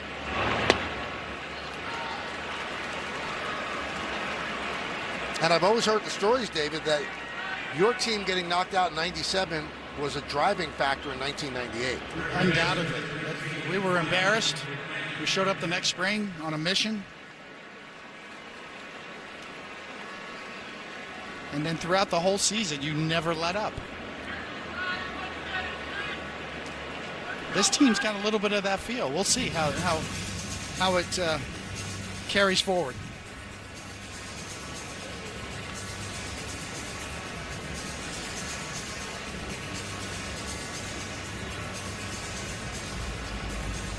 So a trip to the mound by Jordan Teagues.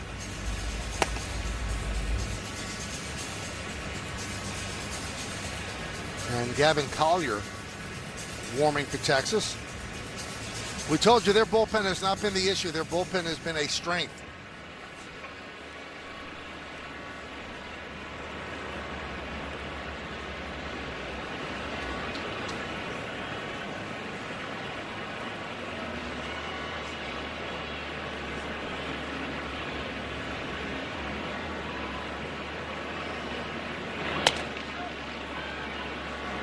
One and 0 on McMahon. McMahon's 1 for 3.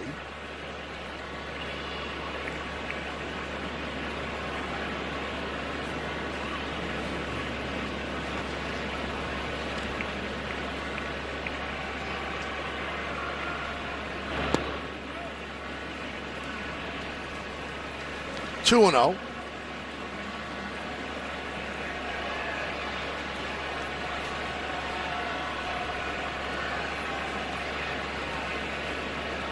Yankees with 9 hits, Texas with 5. Yankees up 4-1. Quick throw to first, Wells back.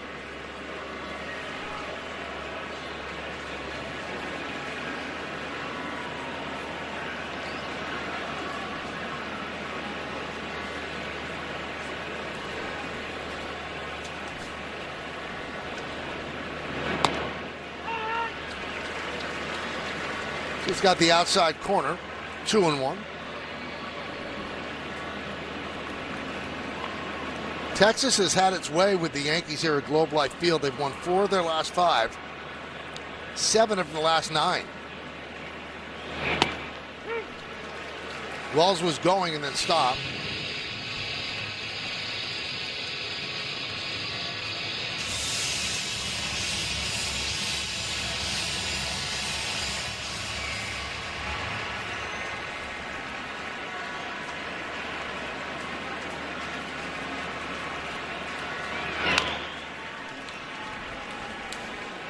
Two balls, 2 strikes, 2 outs. Top 8.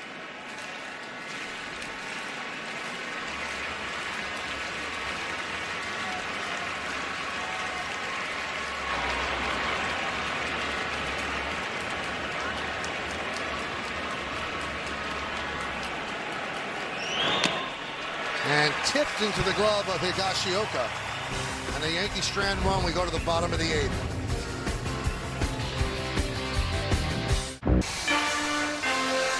Yankees baseball on Yes, brought to you in part by Nissan. Hop into a Nissan Rogue and hit the road to adventure. Shop NissanUSA.com.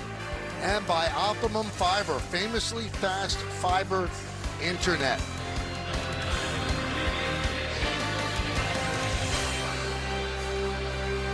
Hyundai scoreboard, Yankees lead 4-1. The new pitcher for the Yankees is Tim Hill, and Danny Jansen pinch hits for Evan Carter. And there's a strike. So when the Yankees were in Boston, Tim Hill received the 2025 Tony Conigliaro Award, which recognizes a major leaguer who has overcome adversity through the attributes of spirit, determination, and courage that were trademarks of Tony C. Just an amazing journey Tim's been on. Ground ball, Caballero. 1 away. Before Tim was selected in the 32nd round, of the 2014 draft. He lost his father, Jerry, to colon cancer the start of his sophomore year of high school. Then in 2015, during his first minor league spring training, Tim was diagnosed with Lynch syndrome. Later, when Tim was 25, he was also diagnosed with stage 3 colon cancer. Went through surgery, radiation, chemotherapy, and he was declared cancer-free in late 2016, and eventually he made his major league debut in 2018. You think he appreciates every day? Wow. It's an incredible story. And guys, he is absolutely beloved in that Yankees clubhouse and in the bullpen. Pretty cool moment when he received that award at Fenway. All the guys from the bullpen were out in the Yankees dugout cheering extremely loud for Tim Hill. They just wanted him to know that they supported him. Pretty cool moment. And even if you put that incredible story aside, what a weapon out of the bullpen for the Yankees. He fills the strike zone. He gets ground balls. He's reliable every single time he comes in. He has been really magnificent for them. What a weapon. A trustworthy weapon like him is just gold for any manager, because you know what you're going to get every time. And he ends up walking Duran with one out.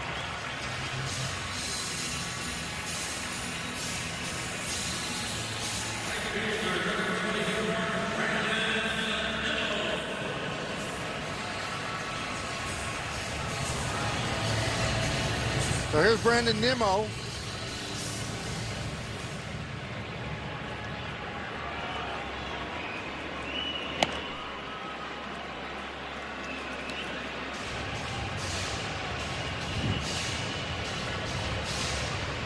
One and 0. Nimmo 1 for 3. And there's a strike.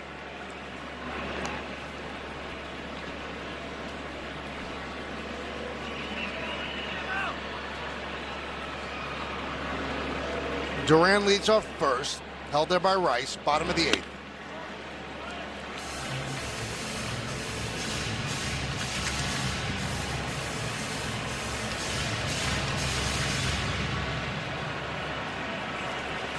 Actually hit lefties quite well this year.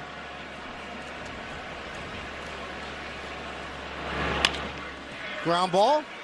Let's see if they turn 2. There's one on to first. Not in time. Beat it out.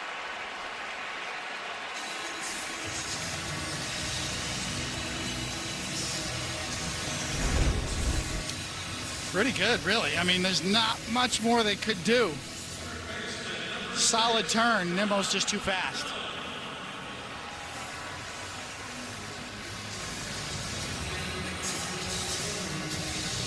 Hill thought they had a chance. They did. But as you said, Nimmo's speed beat it out.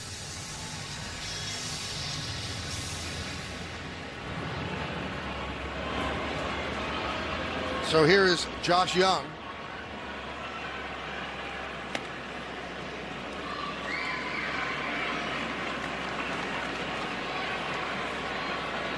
Young 1 for 2 with a walk. Wrapped into a double play in the first inning against Fried.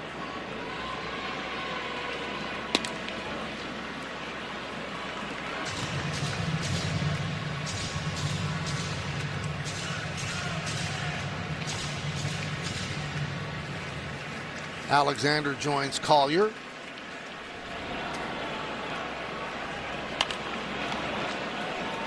Two and one.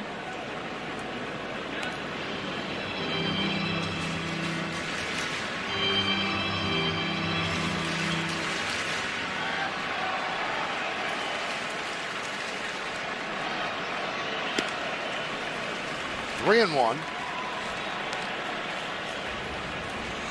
Knows he has Seager on deck, but you don't want to put the tying run at the plate here.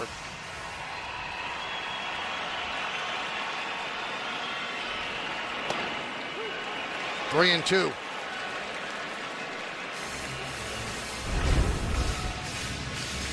Got a split second, could have challenged. He wants to hit.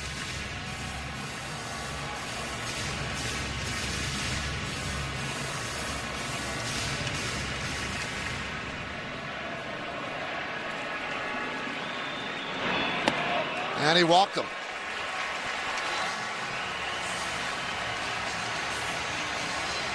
So 2 walks in the inning for Hill.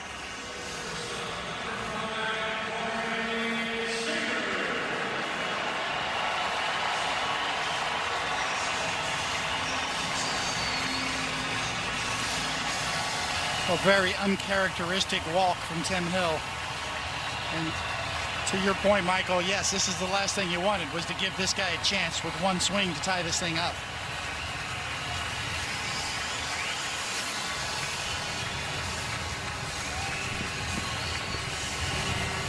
So keep throwing good quality strikes. Stay within yourself. Keep doing what you do, but try to keep them on the ground and out of the air.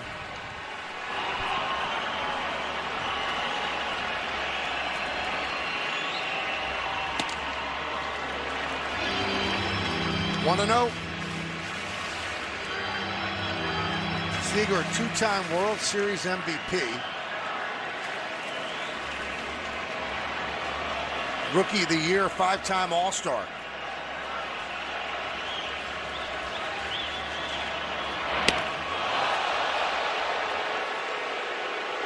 Unusual for Hill, who's always around the plate.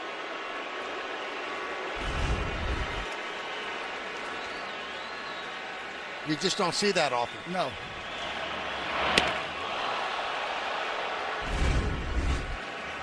So 2-0 count on Seager. Swings over the sinker, 2-1.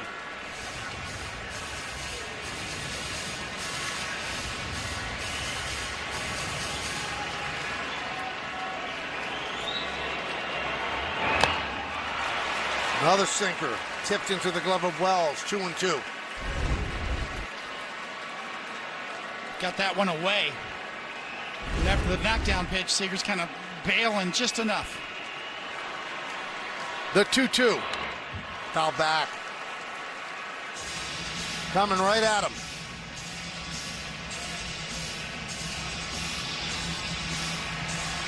Big moment in this game. Tying runs at the plate.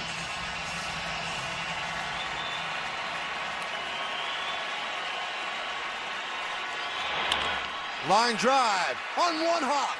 Stabbed there by Chisholm, and he gets Seager for the final out. So the Yankees breathe a sigh of relief. Hill does the job.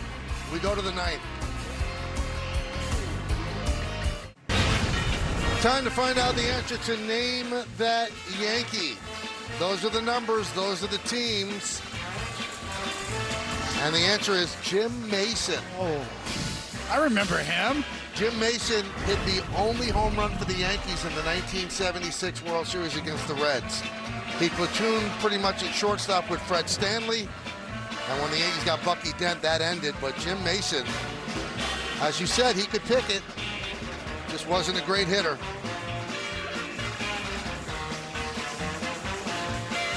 And I don't know why, David, but I got that one in a second. Pretty good numbers in 74 for the Yankees. And that was his only career postseason plate appearance. The home run in Game 3 of the 76 series. The Blue Jays got him in the expansion draft. Yeah. So they say, well, we're starting a new team. Let's get the 202 hitter guy. Let's do that. Yeah, that's good. Gavin Collier takes over on the mound.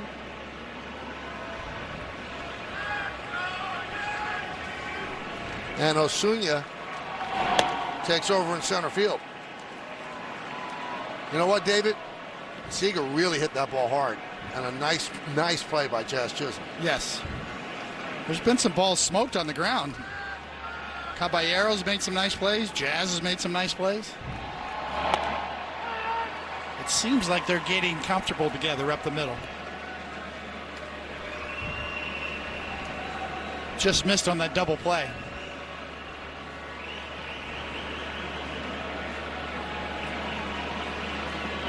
Oh!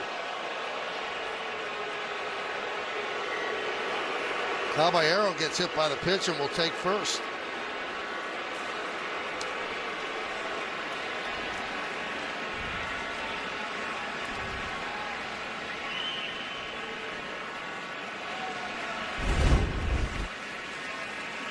Hard to say. You're always suspicious. Seager got knocked down, knocked on his back in the last inning. Yeah. Makes you wonder. I'm not accusing anybody of anything, but I'm wondering.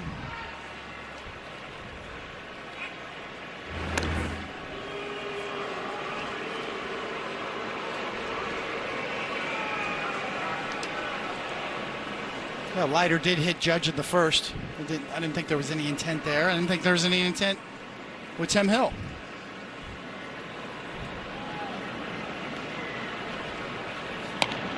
Sometimes intent doesn't matter, especially for relievers. You want to protect your guys.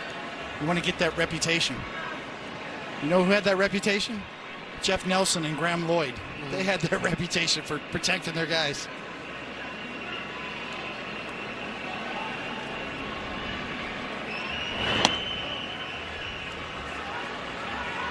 Also, of the guys to hit, do you really want a guy with 11 stolen bases on first base? No.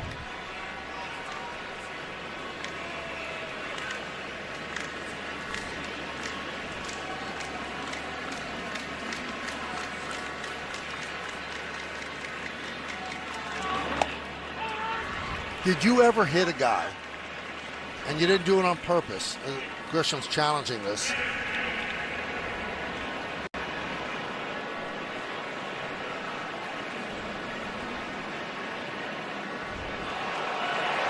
The call is confirmed. New York is now out of challenges. You ever hit a guy by accident and apologize as he's going to first? No, well, no, never. Okay. But I did hit Mark McGuire in the head accidentally and put him in the hospital and tried to go apologize afterwards and wasn't allowed in the clubhouse. They were hot. Tony La Russa was hot. Strike. Runner goes. Stolen base.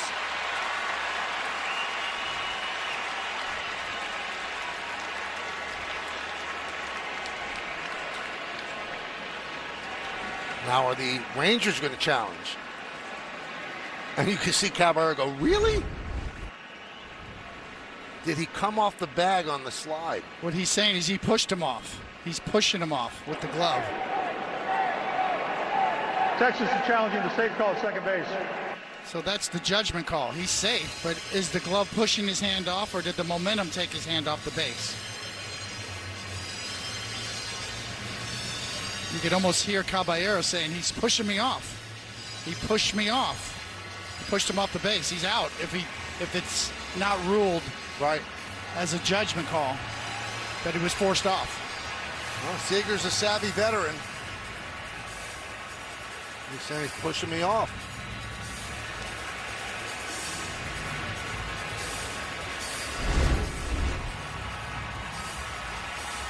Now, how do they see that on a replay? You know what I mean? Caballero's watching it on the big board in right center and shaking his head.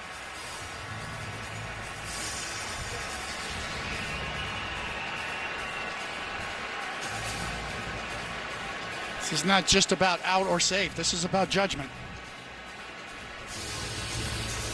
And is judgment part of the replay? It has to be. There's umpires up there. Right. They're allowed to exercise judgment. After review, the call on the field is overturned. The runner is out. Texas retains its challenge. So they didn't think he pushed him off. And you can see Caballero is talking to Tyler Jones and saying he pushed me off. And now Boone is trying to intercept. He doesn't want to lose Caballero.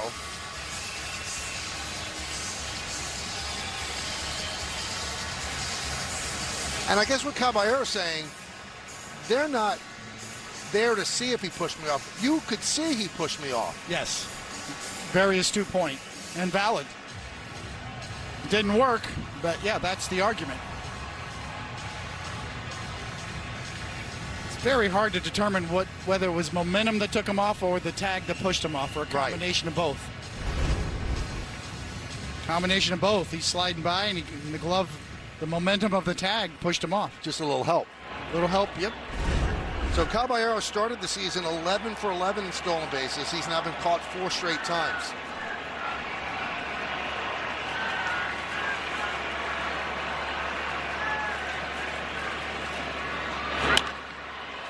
Left field. Duran puts it away.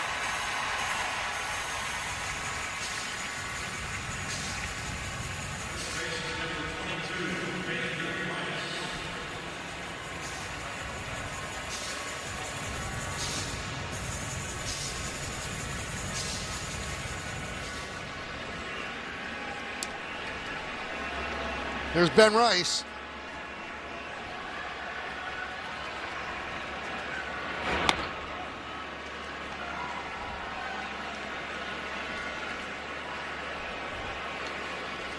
Bednar getting ready.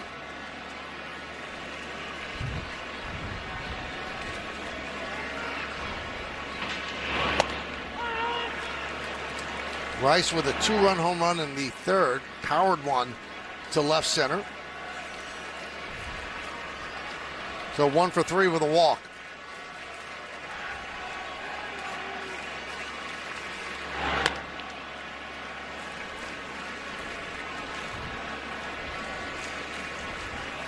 That's who's coming up for Texas. Berger, Peterson, and Higashioka.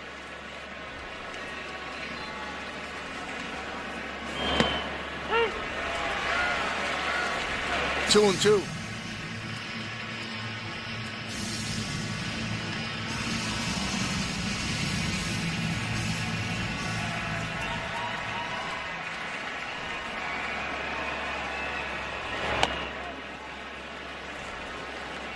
Three and two.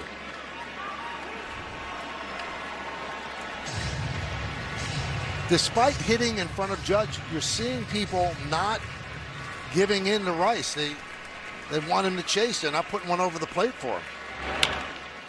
Ground ball to first. Berger beats Rice to the bag, and that's it for the Yankees in the ninth. The Yankees try to close it out behind Bednar.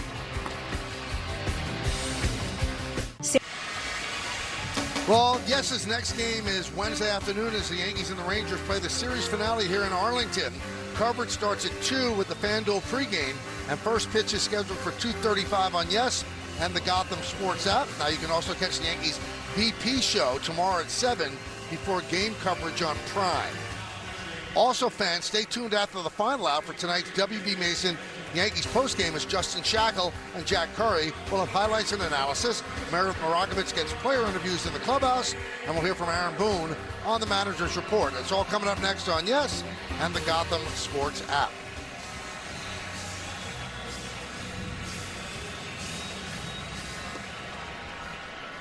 So David Bednar will try to close it out. First up, Jake Berger. And a strike. Berger is 3 for his last 33. He's 0 for 2 with a walk today.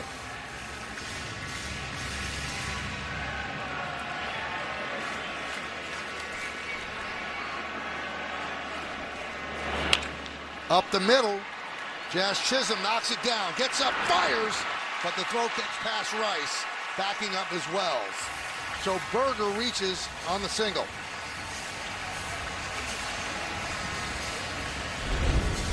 Well, heck of an effort to get there. And scrambling. Just didn't quite get set enough to get an accurate throw, because a good throw would have had him. Heck of a play to get there. Yeah, what an effort. I think he had a little more time than he thought.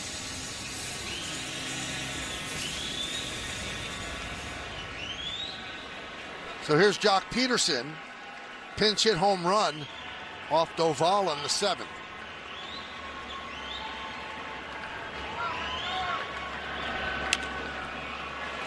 Pass Rice. Knocked down by Chisholm. He throws the first, not in time.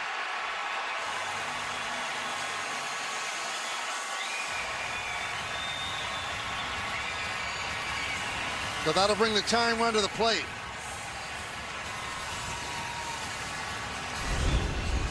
Get another look from up here if that got underneath Ben Rice and maybe shielded Jazz just a minute to cause a little New York is bobble. challenging the safe call first base. But a heck of a recovery, and we'll see here. Ooh, wow. Yeah. Wow. Big step. Good challenge by the Yankees. That's got a good chance to be overturned.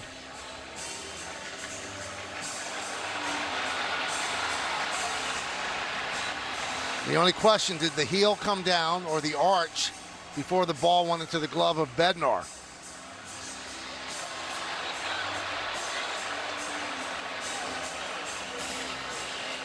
I think he's out. Yeah. Wow. It's in the grasp, too. So Yeah. once the ball's in the grasp of the glove, that's the ruling. Heck of a recovery by Jazz. Kind of got shielded by Ben Rice. Bobbled it, recovered, backhand flip. Looks like he got him.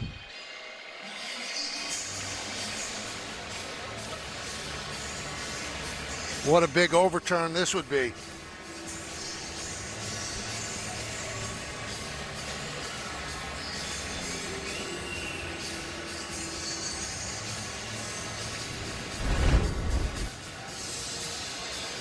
Foot's off the bag, ball's in the grasp. But my opinion doesn't matter. It's those guys in that booth in New York that matter.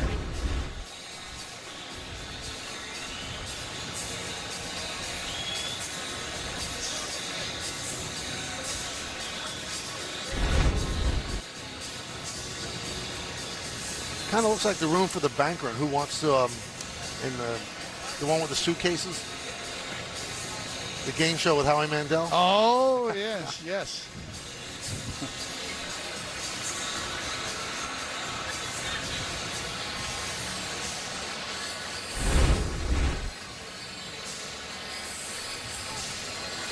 This is not an easy call.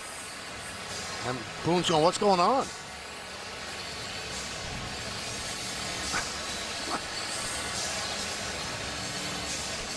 No reason to look at those guys. They're not making a call.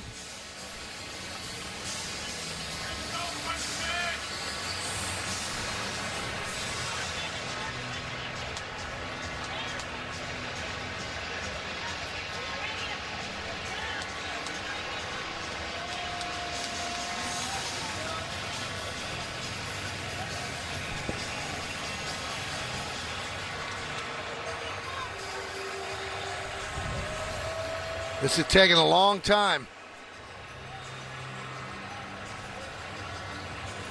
Looking at every angle right now.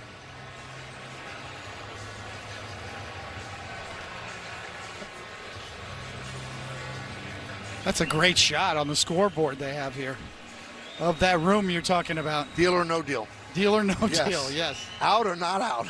Out or safe? After review, the call on the field is overturned. The runner is out. New York will retain their challenge.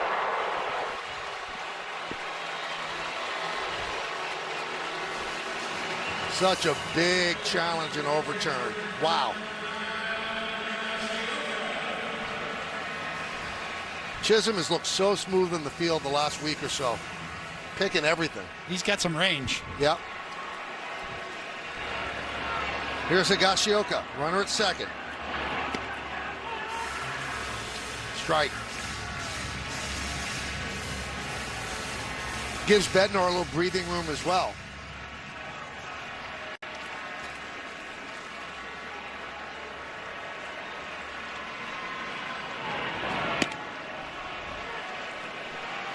He does not go, according to Chris Conroy.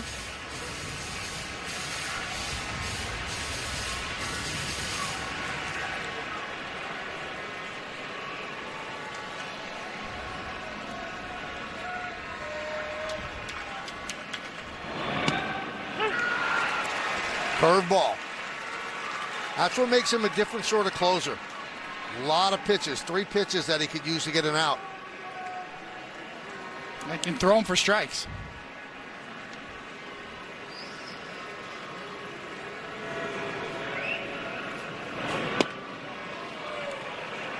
Two and two.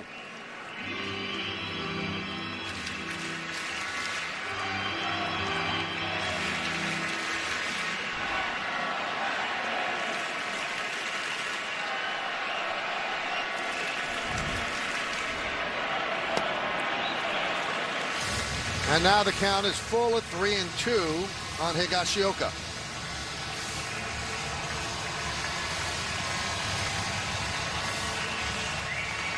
Josh Smith is on deck.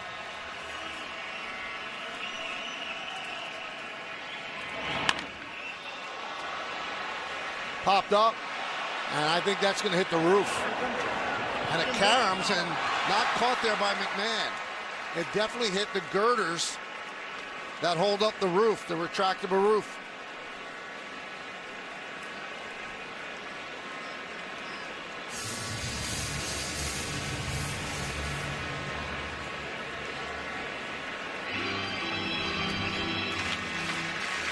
McMahon almost made a heck of a play off the ricochet.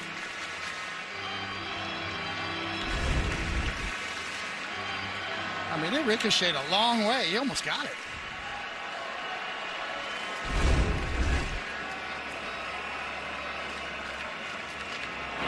Swing and a miss, got him.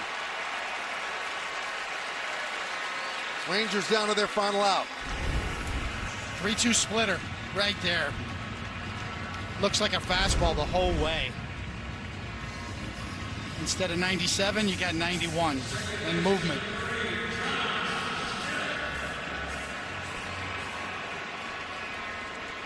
So here's Smith.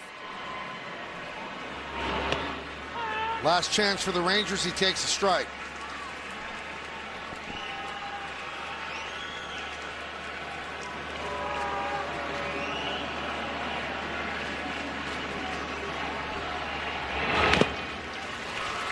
And now down to their final strike.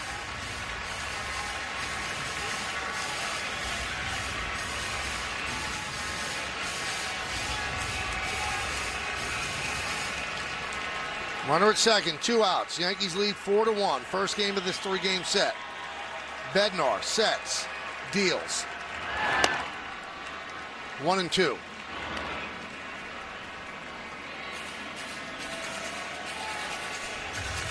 Trying to save it for Max Fried. Fried would go to 4-1. Yankees would pick up their 19th win of the season.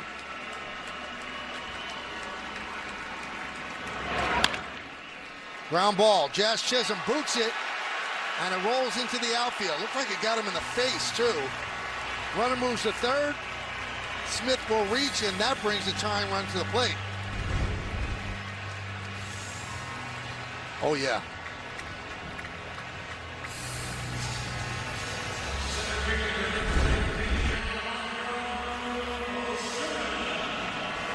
And they're going to give him an error on that.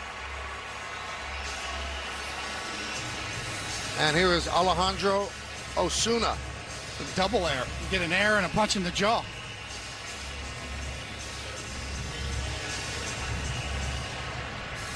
Osuna came into play center after Jansen pinch hit for Carter. Nobody left on the bench for the Rangers. Got recalled Tuesday from AAA. And he has 2 singles and a walk since the recall.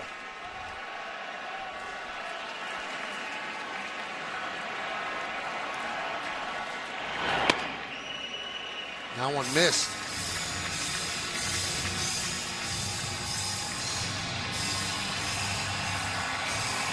It's come down to this. The tying run at the plate. Runners on the corners. And that one is looped into center field. It's a base hit. That'll score Berger.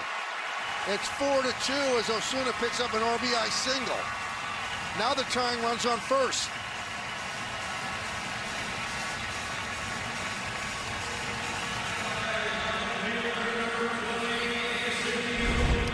Well, this is nice hitting by Osuna. Curveball down and away. He goes down and just digs it out.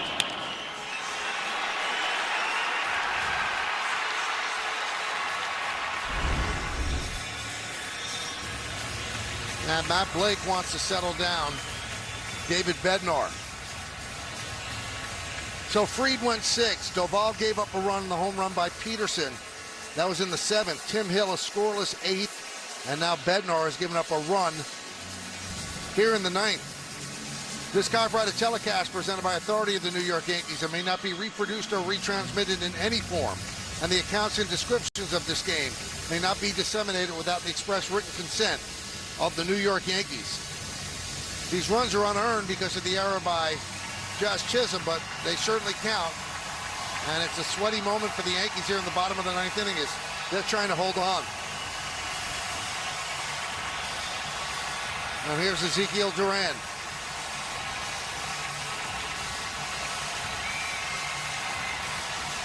Rangers trying for the dramatic comeback in the bottom of the 9th inning. Duran 1 for 2 with a walk. Smith at second. Osuna is at first.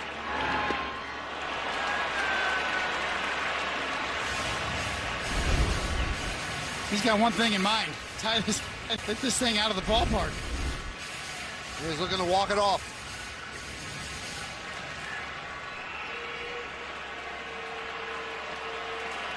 He has 1 home run on the year, 8 runs batted in. Grounded, Caballero, and that'll do it. Yankees hold on. They win the first game of the series 4-2. And a great road trip continues. They are 6-1 in the first 7 games. Starting pitching has them in a position to win every ball game. Max Fried, the continuer in terms of this string of great starting pitching. Gave them every chance to win this game, and of course, Aaron Judge showed up tonight along with Ben Rice. Rice with the 2-run home run, followed by Judge, and then Jazz Chisholm completed the scoring with a home run of his own. So the Yankees begin the series with a victory, 4-9-1, beating 2-7-0. And as David said, once again, good starting pitching goes a very long way. We've got more to come. Coming back, we'll give awards out, then the postgame after that. Yankees win 4-2. We take a look at the game-changing drives of the game, brought to you by Audi and the all-new Audi Q3. Go all the way back to the 3rd inning, and Ben Rice just laces that the other way, and before he could even shake hands in the dugout, Aaron Judge did that. Back-to-back, set up the win for the Yankees. And we'll hear from Ben on the postgame show with Meredith. Now it's time for the Chevy Player of the Game. And of course, it's on the mound, and Max Fried has just been stellar. Really, since he came over and signed with the Yankees. It's been a blessing. And he is getting better. As he continues to refine his game, he's never satisfied. 4-9-1 for the Yankees. They go 19-10, 2-7-0 for the Rangers. It took 2 hours and 48 minutes. Fried's now 4-1. Bednar is 8th save. Jack Leiter took the loss. Coming up on the Yes Network, stay tuned for the WB Mason postgame show with Justin Shackle and Jack Curry. Special thanks to producer Troy Benjamin, director Dan Barr, Mike Webb, and our executive producer is Jared Ames Boschnack.